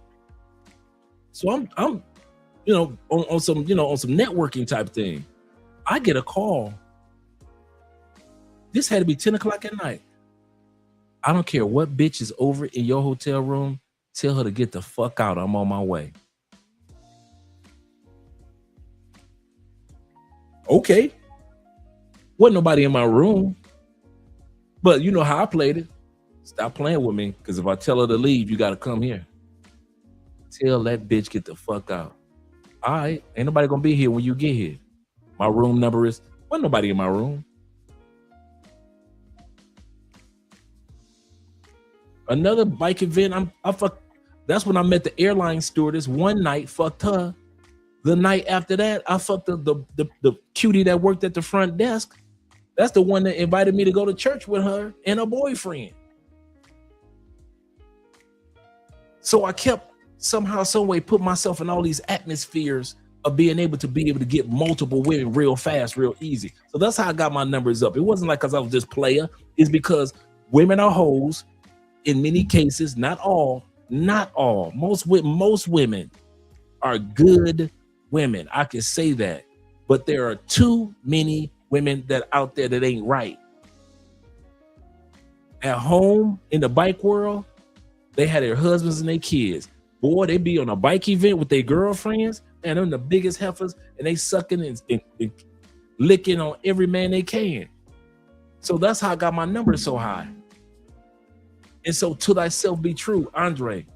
If you was to cheat on Andre, would it be with one chick? No. Do you have time for all the chicks out there that you would fuck? No. Then don't take your ass out there and do something that you know you can't even do. That's number one. I was being honest with myself. Some of you guys are just like me. You will lie and say that I will be with one side chick or two side chicks, knowing that your ass over a 10-year window will be with 22 side chicks. You just like me. Ain't gonna be no one bitch. If you fuck one of these bad motherfucking Brazilians, if you got a Brazilian chick and you in Brazil and you get some pussy from another Brazilian, you gonna fuck 5 more, and you know that you are. Be honest with yourself. I had to be honest. It's the first thing I did. Dre, it ain't gonna be one. It's gonna be 61 or 71. So be honest. Do you have time for 71 bitches? No. Then sit your ass down somewhere. 2, I took the pressure off the woman. I was one of them. At first I was like, I ain't cheating because I love my woman so much. I care about her so much. I didn't know that you could be married, love your wife and your family, and still be out here with these bitches. You can love and provide and do everything. You will destroy the world for your wife or your girlfriend. You will still be out here in these strip clubs, in these streets, and on these islands and these other countries, beating these bitches' backs in. So I had to come to a conclusion. I can't put the weight on the woman. So the buck gotta stop here. So if you ain't gonna cheat, Dre, the buck's gotta stop here. It's your responsibility. Don't try to put it on, I ain't cheating because I love Andrea. Nigga, no you ain't. Because you know you can love Andre and still get these bitches. So you can't use that excuse. So my number 2 was, I put the weight on me. Nigga, sit your ass down somewhere. That's why when y'all hear me, I'll give you a perfect example. Me and Andrea we went to the 3rd church service the other week. Like our pastor have 3 church services. We went to the late one, the 11 o'clock one, right? I didn't know that this one had mainly, like our church is like 40% black, right? And so the earlier service have like older black people. The mid service has some of everybody. But the late service have all the chocolate cuties, right? I walk in there with Andrea. When I go to church, I'm focused on the Lord. I don't care. Yes, we got some fine women in our church, but for the most part, I'm really focused on God. I'm trying to hear what God trying to say to Dre. Dude, I ain't got none but females in my face. I don't know if they look at me like I'm the new dude, or they looking at me like because you know I dress like going to church in the States. So I know I kind of stand out a little bit.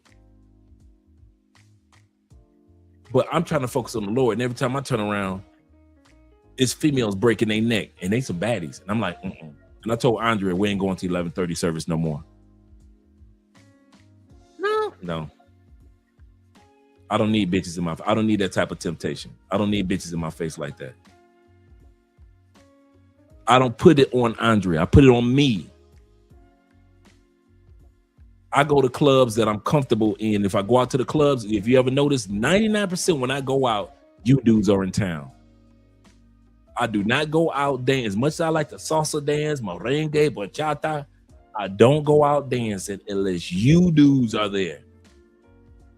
I'm not going to put myself in a situation of temptation. Remember I told you guys a few years back, a beautiful Afro-Colombian sister that I had danced with a couple times came up on me and said, I see you married. Some of you guys have heard me say this. She said, I see you married. I'm married too. I got an hour before I need to get back home. What's up?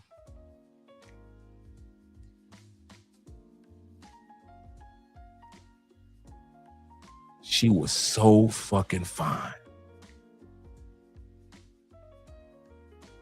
I turned around and walked out the club. If I would, knowing Andre, if I had spoke one word, if I'd have just said, nah, baby, I'm good, I'd have fucked up. I saw that temptation right there so close. The truck was parked. You guys know we got that 7-seater. I'd have let that back seat down and I would have fucked the life out that bitch. So I know, don't take your ass out there by yourself. Have your boys with you so you can converse and and if you dance with ladies, you're dancing, you can keep on going, keep it pushing and mind your own business. And there's been plenty of times, you guys have never noticed, there's been plenty of times I've been out with you dudes and I can see bitches look at me. I mean, some bad motherfuckers be looking me right in the face like, you know, you can come get this. Come get this. And I'll be too busy drinking beers and having conversations with y'all to keep that shit on keep myself away from that temptation shit. Because the last thing I need is Andrea to run across me in somebody's club, up in somebody's face. And the last thing that I need is one of y'all who I don't know you in Cali that weekend. I'm in some bitch face and I'm just chopping it up. And here you go, hey, Dre, what's up? And you look and you see my face like, oh, damn, Dre. I see what you working with, dog. Hey, you a man. Do your thing. You a man. Hey, I ain't tripping, dude. Don't. Hey, you ain't got to be upset with me, bruh. Hey, you a grown ass man, Dre. I don't need that. I don't need one of the moments to happen. I do not need one of those moments to happen, bruh. So number 3 is I don't know. With number 2, I don't put myself in situations. I put the responsibility on me, not my love for Andrea. My number 3 reason why I don't cheat is because I use my energy to be happy for you guys. What do you mean, Dre? When I was out there cheating, I was trying to keep up with the Joneses. In other words, you single men. I wasn't happy for y'all. I was trying to be like y'all subconsciously. Even though I was married, I was trying to move like my single friends. Fuck bitches like my single friends. Be slick like my single friends. Have a roster like my single friends. But I was never happy for my single friends. Now, I'm happy for all you guys that are single. I'm never jealous. I'm never envious. You guys go around the world. Y'all be with some of the most beautiful women. And I am so happy for you brothers, man. I had to learn to be happy for the next man, not competing with the next man. Andre, that is not your lane anymore. You decided to get married, so sit your ass down, because that's what marriage is. Sit your ass down and be happy for somebody. Be happy for somebody. Don't be like, man, if I was out there, man, I'd be running through them bitches too, man. She hook a brother up. No. I spend my time being happy for you guys. So the 3 reasons why I don't cheat is A, I ain't got the time to do it like Andre would do it. B, I ain't trying to get caught up in no bullshit. And I take the weight off of my love for Andre and I put that weight on me. Don't get yourself caught up in nothing, Dre, that you can't do. And C, I spend more time being happy for you guys than competing with, in my mind, you guys. He been with a bunch of DR chicks. Shit, I can run through all them motherfuckers then. I don't do that. I don't think like that at all. Do I get tempted like every man does? Absolutely. You will never be in any relationship with any woman that you don't want to fuck another woman. The Bible says the eyes of a man is never full. The eyes of a man is never full. So don't never think that you ain't gonna.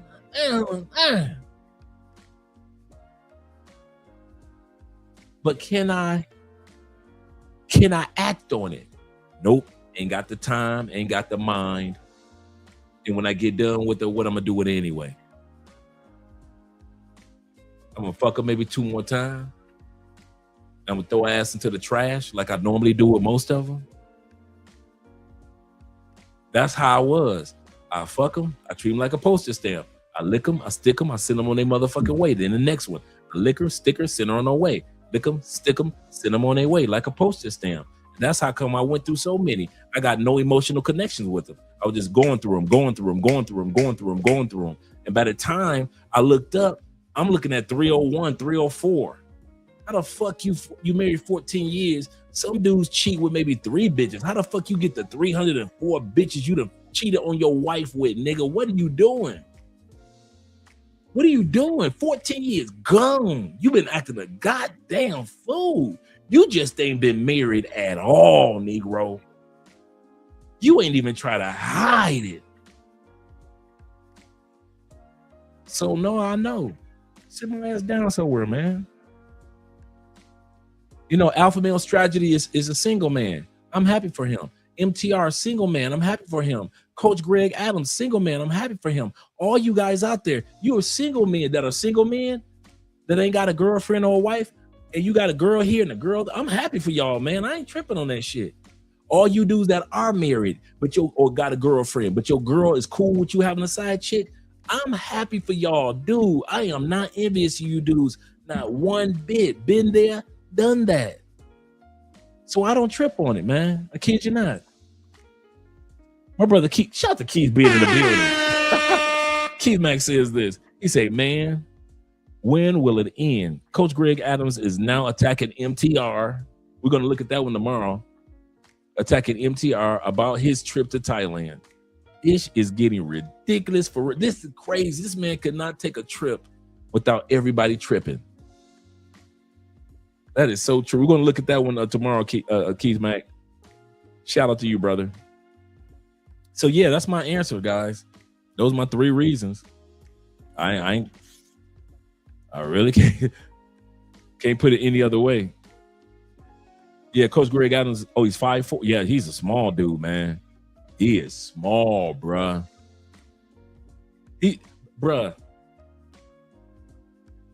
No offense to the short kings. It has been so long since I've seen a brother that's about 5'4". It took me mentally about 1 to 2 minutes to adjust to what I was looking at. You notice how you ain't seen that in a while? Like if you go to the zoo and you see an elephant, but you ain't been to the zoo in a while, so you're like, oh, wow, elephant.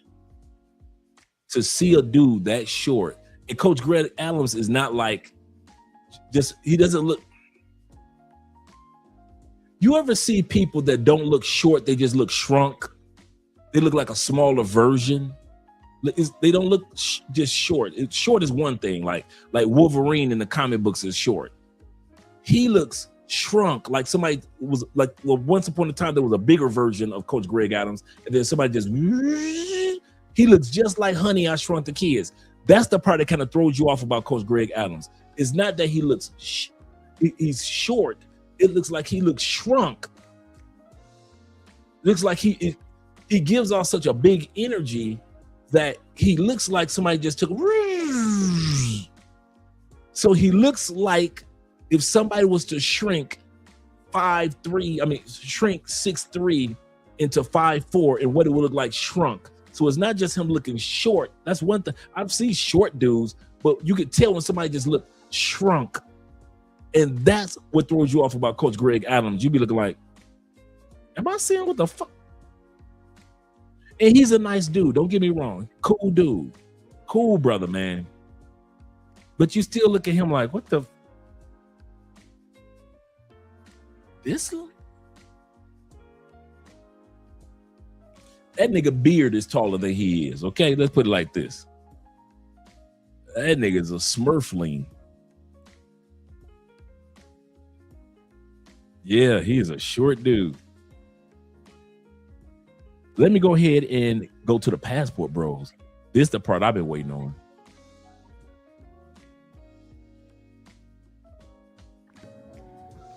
Watch this. Here. Yeah, I'll pay. I got it. This is my turn. Not asking you. Stop. Thank you. Next time, if your woman don't treat you like this, does she even love you? Thank you guys. Thank you. Thank you. Now that is pimp. I appreciate that, baby. Queen and pimp. I appreciate that. I see a lot of girls being say. She say queen and pimp. Let me bring that back. Let me bring that beat back. You don't see too many women in the States that's willing to take the check like that. We about to sit back and I'm gonna keep my mouth shut. Let us enjoy the Passport Bros experience. Watch this. Yeah, I'll pay. I got it. I got it. I got it. This is my turn. This is my turn. Now that's pimp. Stop. Stop. Thank you. Next time, if your woman don't treat you like this, does she even love you? Thank you guys. Thank you. Thank you. Now that is pimp. I appreciate that, baby. Queen and pimp. I appreciate that. I see a lot of girls being saying that the guys have to pay for everything. I think we should invest in our man too. It's not in one side. Everything has both sides. Right. The reason why Americans have the most divorce numbers is because y'all think that way, that the man have to do everything.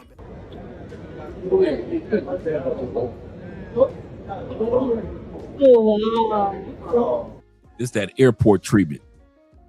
This is that by the way, all you plantation bros, you don't recognize this, so I got to describe it to you. This is when your foreign woman meets you at the airport, and this is how you're treated. I've had Andrea meet me with the balloons and love and everything else and the banner and the whole thing. I ain't never had a chick in the States meet me with the balloons and the banners.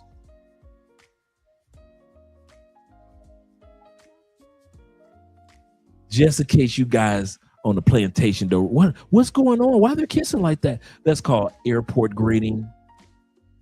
Y'all don't recognize that in the States on the plantation. Most divorce numbers is because y'all think that way, that the man have to do everything.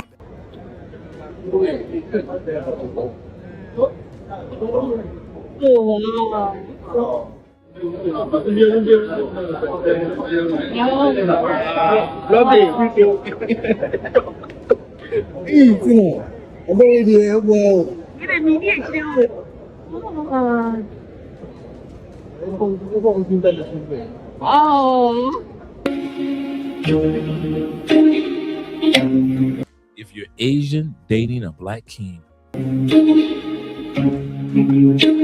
I'm jealous. What is it like dating here in Thailand? Do you like to date Thai guys, or do you like to date foreign guys, or do you date both? I like black guys. You like black guys? Yeah. I'm sure black guys like you. What's attractive race? Black. Black. Simple. Yeah. Completely black, light skin, dark. Black and light skin. But light skin depends. I don't know. They just. What race do you prefer in guys?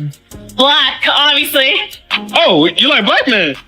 Asian, no reason. Black, no crack. We got them good genes. Give me some. I like that. Wait, who is this? Wait, who is this? What do you like about black guys? Real talk. The culture, the everything. Like, they're just more fun. My name is Soko. Nice to meet you. What is your ideal type? I don't have like a specific type, but I am really attracted to tall, dark chocolate guys. But I do like also like light skin, like mixed race guys too. I am very attracted to smart guys. White guys or black guys? I'm gonna go with black guys. Black guys? Why? I think they're fine. They're fine? Okay, so if you're black, you already know. I like melanin. Do y'all like Asian men? No. What race would you like to explore that you haven't? Alright, hold on. So, why do you want to explore the chocolate? Because I heard once you go black, you can't go there.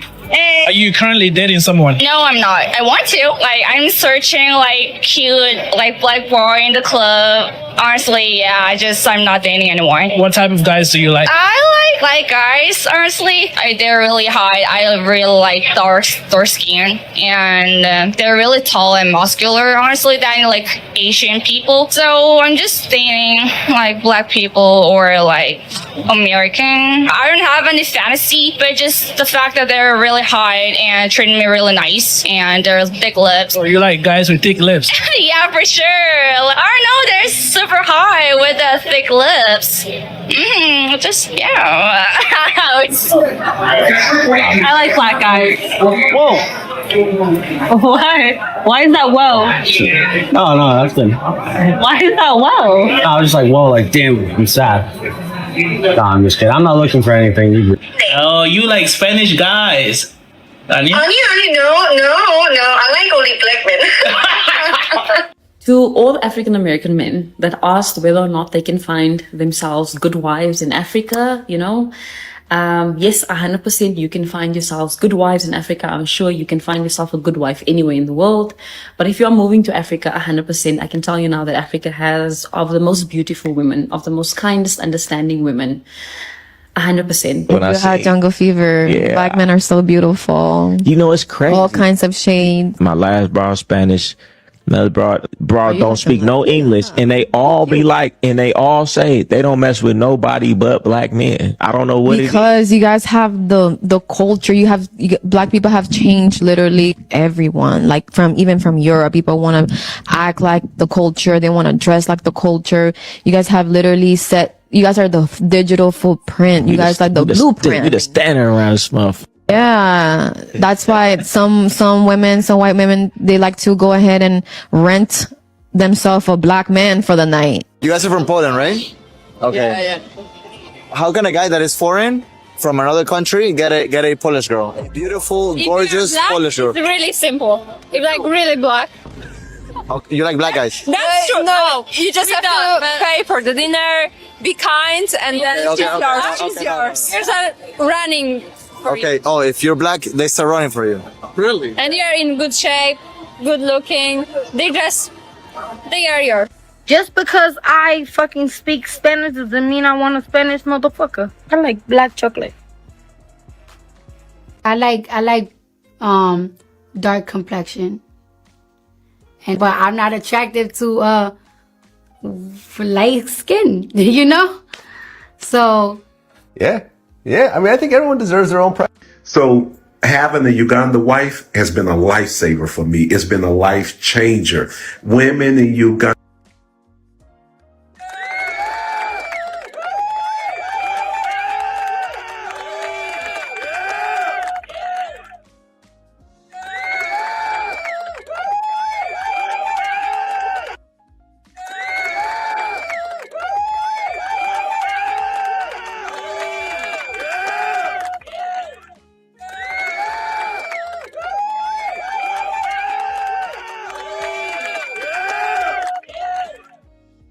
And y'all want to stay on the plantation, huh? Let me bring that beat back. So having a Uganda wife has been a lifesaver for me. It's been a life changer. Women in Uganda are very peaceful. They're very peaceful. They're very beautiful. They're very kind. They're humble. Women in Uganda are very humble. You could have a wife in Uganda, even when she's serving you your lunch. She can even kneel for you while she's serving you lunch. She can.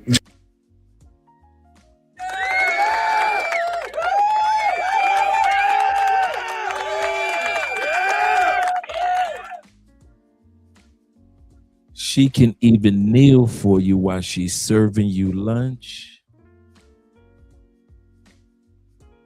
And y'all want to stay on the plant. Y'all, okay. We got beautiful black women here, but y'all ain't gonna find none that's gonna kneel for you and serve you lunch. Just make your life so easy. For me, I brag about my wife to friends back in America. Even I have friends in the United States that have followed me and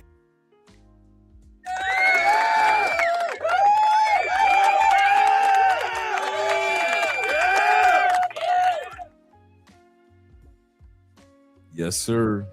IMF said it best. Came to Uganda and found them a Uganda wife because it's very easy loving a Uganda wife. And the reason why is because women here from what I've learned, they were trained to be wise. They were taught. When I say trained, I don't mean that in a derogatory way. What I mean that.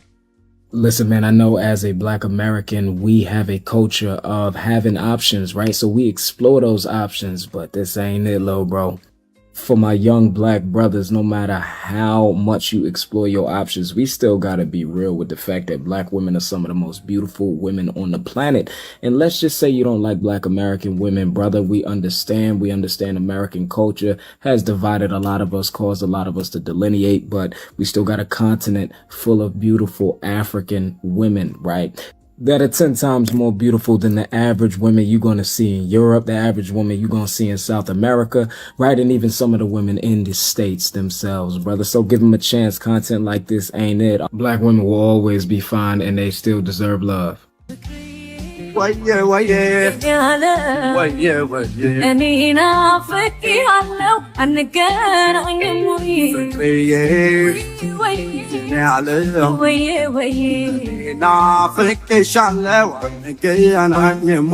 As an African woman who was raised to serve your man and raised to serve and respect men, I find myself looking for African men. They don't say thank you.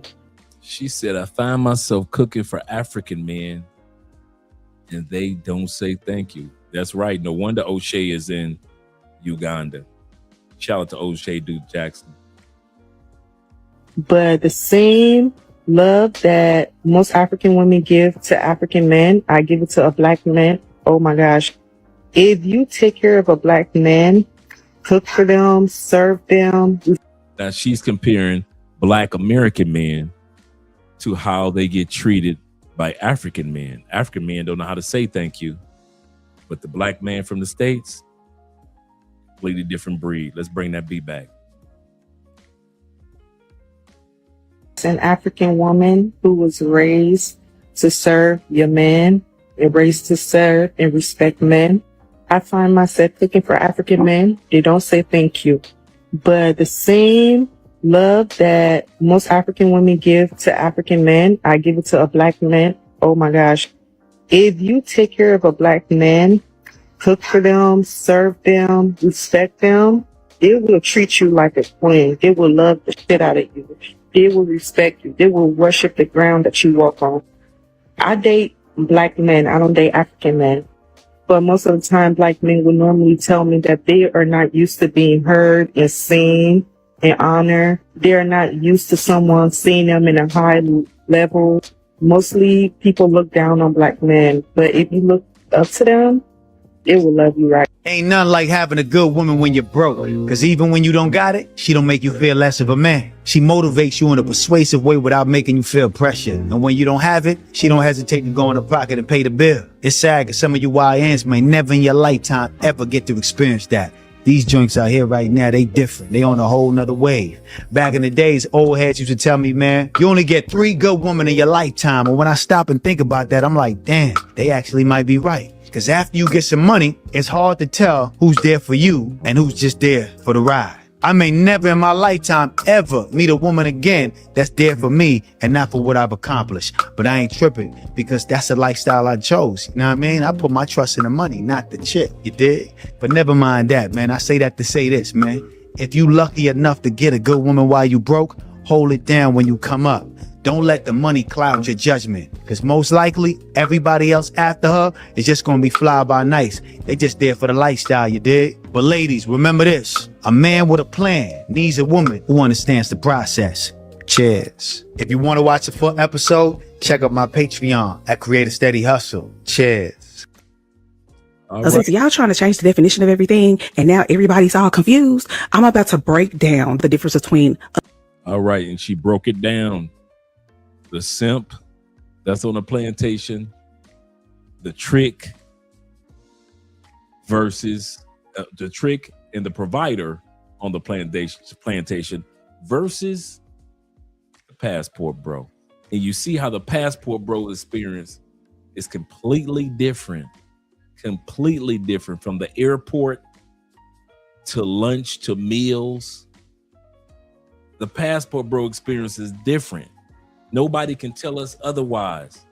Don't nobody want to hear that shit about y'all paying them this, y'all paying them that. Y'all dudes in the States pay too. Y'all just don't get no return on your investment like we do. I want to say this again.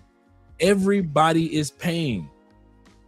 For you married guys or guys in serious relationships, it's called responsibility. It's called responsibility. I'm married. I got responsibilities. You guys might be in a serious relationship. Responsibilities. For all you guys that are single, it's called luxury. You pay luxury. You pay for the luxury of a woman. But we all pay. Transactional. We're all transactional. My wife does things for me that I can't do for myself. She takes care of business to keep this family rolling. I do things for her to keep this family rolling. It's transactional. There are things that I would have to do myself if it wasn't for her, and there are things that she'd have to do for herself if it wasn't for me. It's all transactional. Same thing with you guys who are paying by way of luxury. You might be paying by way of pay for play or just partying and having fun. It's all transactional. So don't think that us married dudes or relationship dudes don't understand that life is transactions within itself. You plantation bros, the return on investment that y'all get is very little compared to what we get. That's the difference.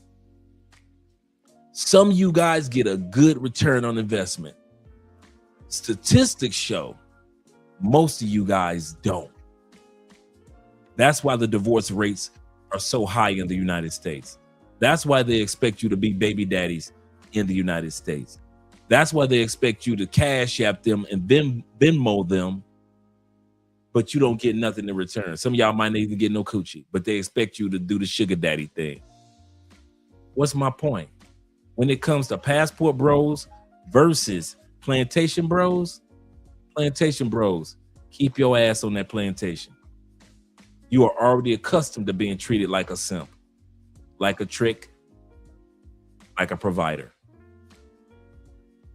Passport bros or future passport bros, we are becoming comfortable with being spoiled, being respected, being loved, being cared for by quality, attractive women. And I'll end it with this. Plantation bros, you're right. There are some beautiful women in the United States, no matter what race, color, or creed. But you put up your baddest bitch to any of the women that's out here in the real world, and your baddest bitch ain't nothing but a goddamn South American 4. Your baddest bitch, the finest sister. Come on, who y'all know the finest sister in the States? Plop her ass in Brazil. She'll blend in so fast you'll never see her again.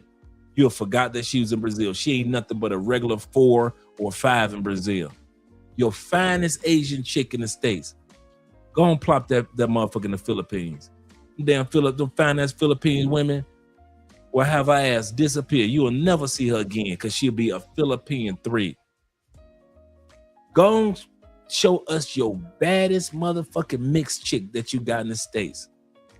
Plop her ass in Cambodia. Them badass chocolate Cambodian chicks will make your girl look like trash. All you dudes that think American dimes are dimes, drop a badass white girl from the States and them thick ass European girls with they tall, sexy asses. You ain't gonna think about that American white girl from the Midwest at all. So who y'all lying to when y'all talk about there's some baddies here?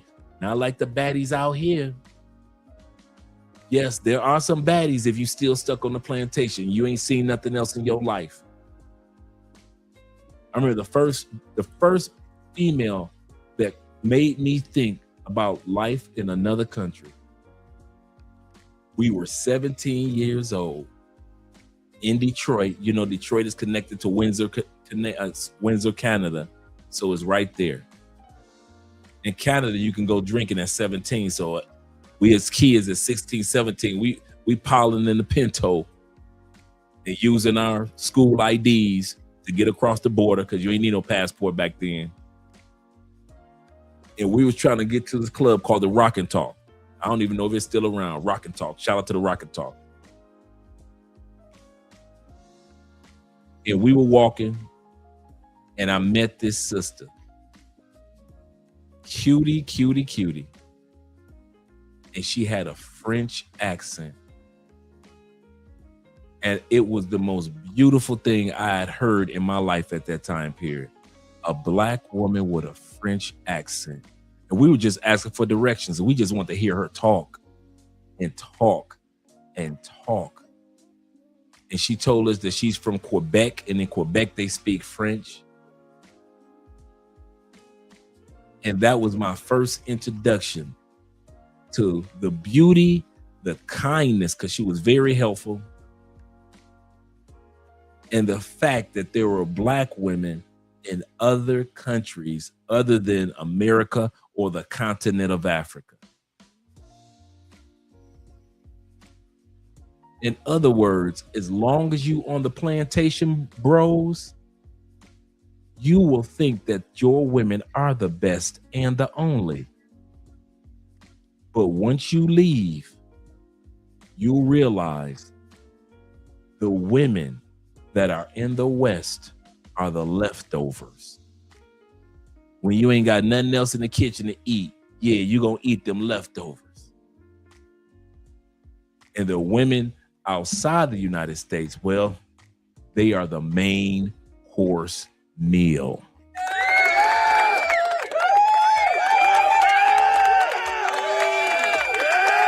Yes, sir.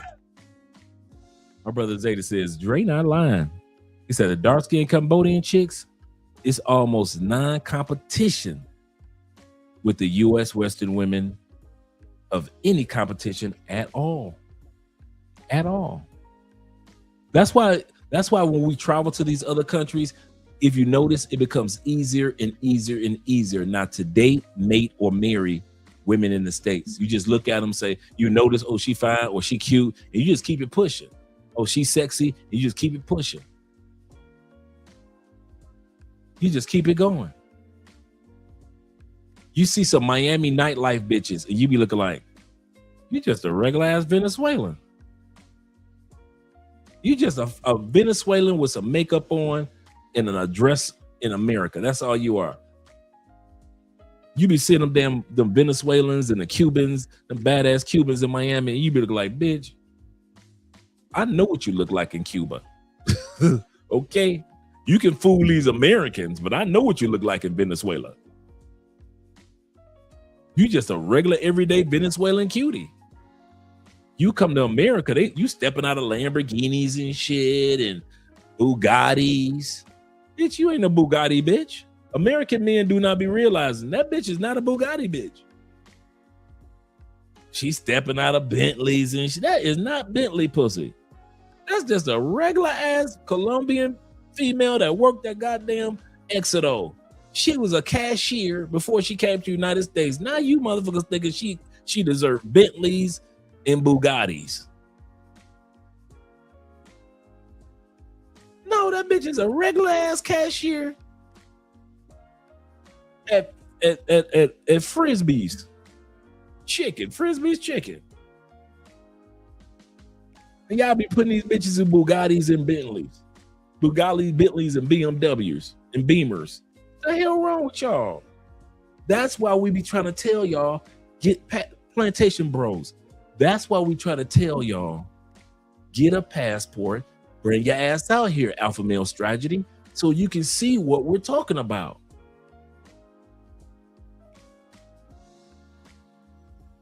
And I recommend for MTR, your next trip, go to Cambodia, go to Malaysia, go to the Philippines. Don't let Thailand be your one-stop shop. Don't let it be your one-stop shop. You think you like Thailand? Cool. You looking for something a little thicker, you need to go to some of them other places. And not saying that Thailand ain't got some thick ones too. Not saying that. Because he ain't even been to Brazil yet. He ain't been to Colombia yet. He ain't been to Costa Rica. That's what I'm saying, man. MTR and all them dudes, they on the starter kit. The Spurs are playing like they stuck in the Plantation. What? Let me find out they're gonna lose. Let me know if the Spurs lost. Coaching on the Spurs is terrible. Ooh, they lost. They lost after that big lead. Let me find out the Knicks gonna finally get them a championship. Colombia has thicker women. Yes, they do. Yes, they do.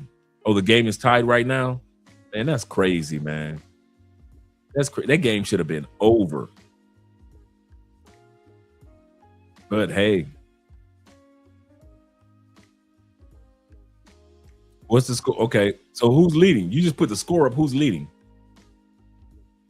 Hey, Jay, who's leading? Malaysia, Indonesia. Oh, the Spurs are leading. Cool. Good looking out. Malaysia, Indonesia surprised me. They have some naturally thick women and banging bodies. And these dudes be sleeping, man, on these women. Sleeping. You say with the Ravens win the NFL? Yup. We'll see. You will see. Well, let me let you guys know. Oh, it's only 5 seconds left. Well, let me stay on here for at least another minute or two so you guys can keep me up on the score. You say, boo, Cowboys. I'm not a Cowboy fan. So, I mean, I play fantasy football. You know, I'm a Raiders fan, but I play fantasy football. So I'm a fan of good players. Like in fantasy football, I might draft a Dak Prescott because he's got hella receivers. But then I might draft Brock Bowers of the Raiders because he just tight end. He a tight end for all-time history. I might draft the Bills, Josh Allen, because I want a quarterback that know how to act like a running back. Spurs led all game until fourth quarter. Now they want to lose. They lost? Did they lose? Let me know if they lost.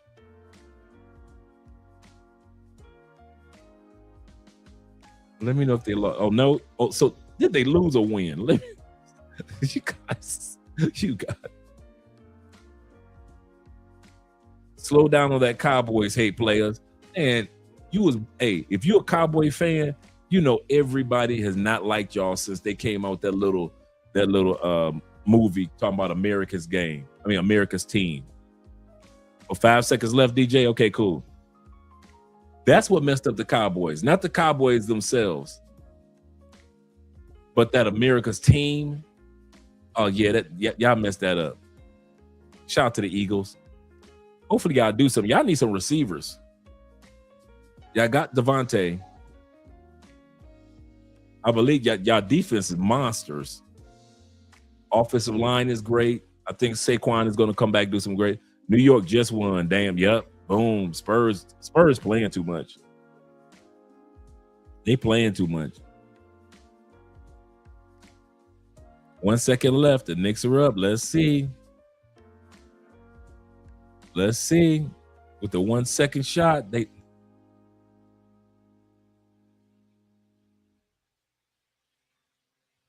we go. Shout out to New York. Yeah, the Eagles. Yeah. Did they draft a replacement that?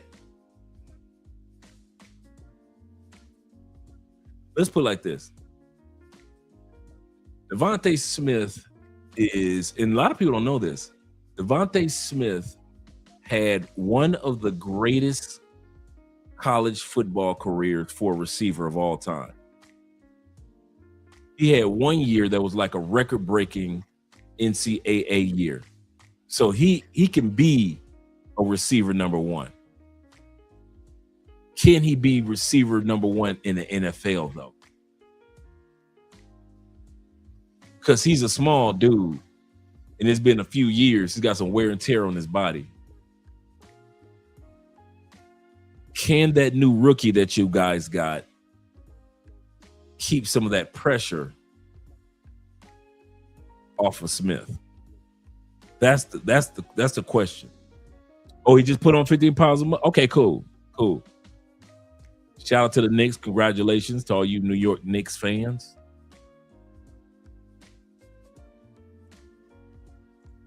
Yeah, Devontae Smith was a monster. I just watched a documentary on the players that had like the top NCAA years in football history for NCAA, and Devontae Smith was like, his record was crazy for like 1 year. Not saying that he only had one good year. I'm saying one particular year in his college career was like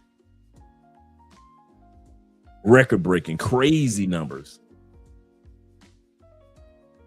Yeah, Knicks ain't gonna get this one up. I don't blame him. It's about time. I'm happy for him. I hope they win the next one. Jerry Jeudy in Alabama. Yeah. I'm kind of disappointed in Jerry Jeudy though. Jerry Jeudy turned out to be all right. He turned out to be all right. Not bad, but just all right. I thought he was going to do a lot better. I mean, he's off and on with Cleveland, so when you don't have a quarterback here, I guess you can't do any better. Yeah, Jerry. Yeah, that's why I say he's had an all right career, like a quiet career, and that's it. When he was with Denver, trash with Denver, and he started to put together a little bit in Cleveland. That's just about it. Yeah, yep. Dropped the ball too much. Oh, he did? I didn't know that. He deserved it. I didn't know if he had won the Heisman or not. He deserved it, without a doubt. Without a doubt, he deserved that Heisman.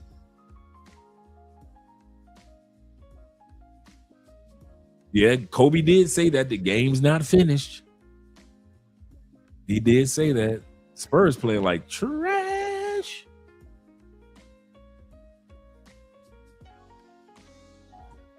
Wow. Yeah, he was great in college, not the NFL.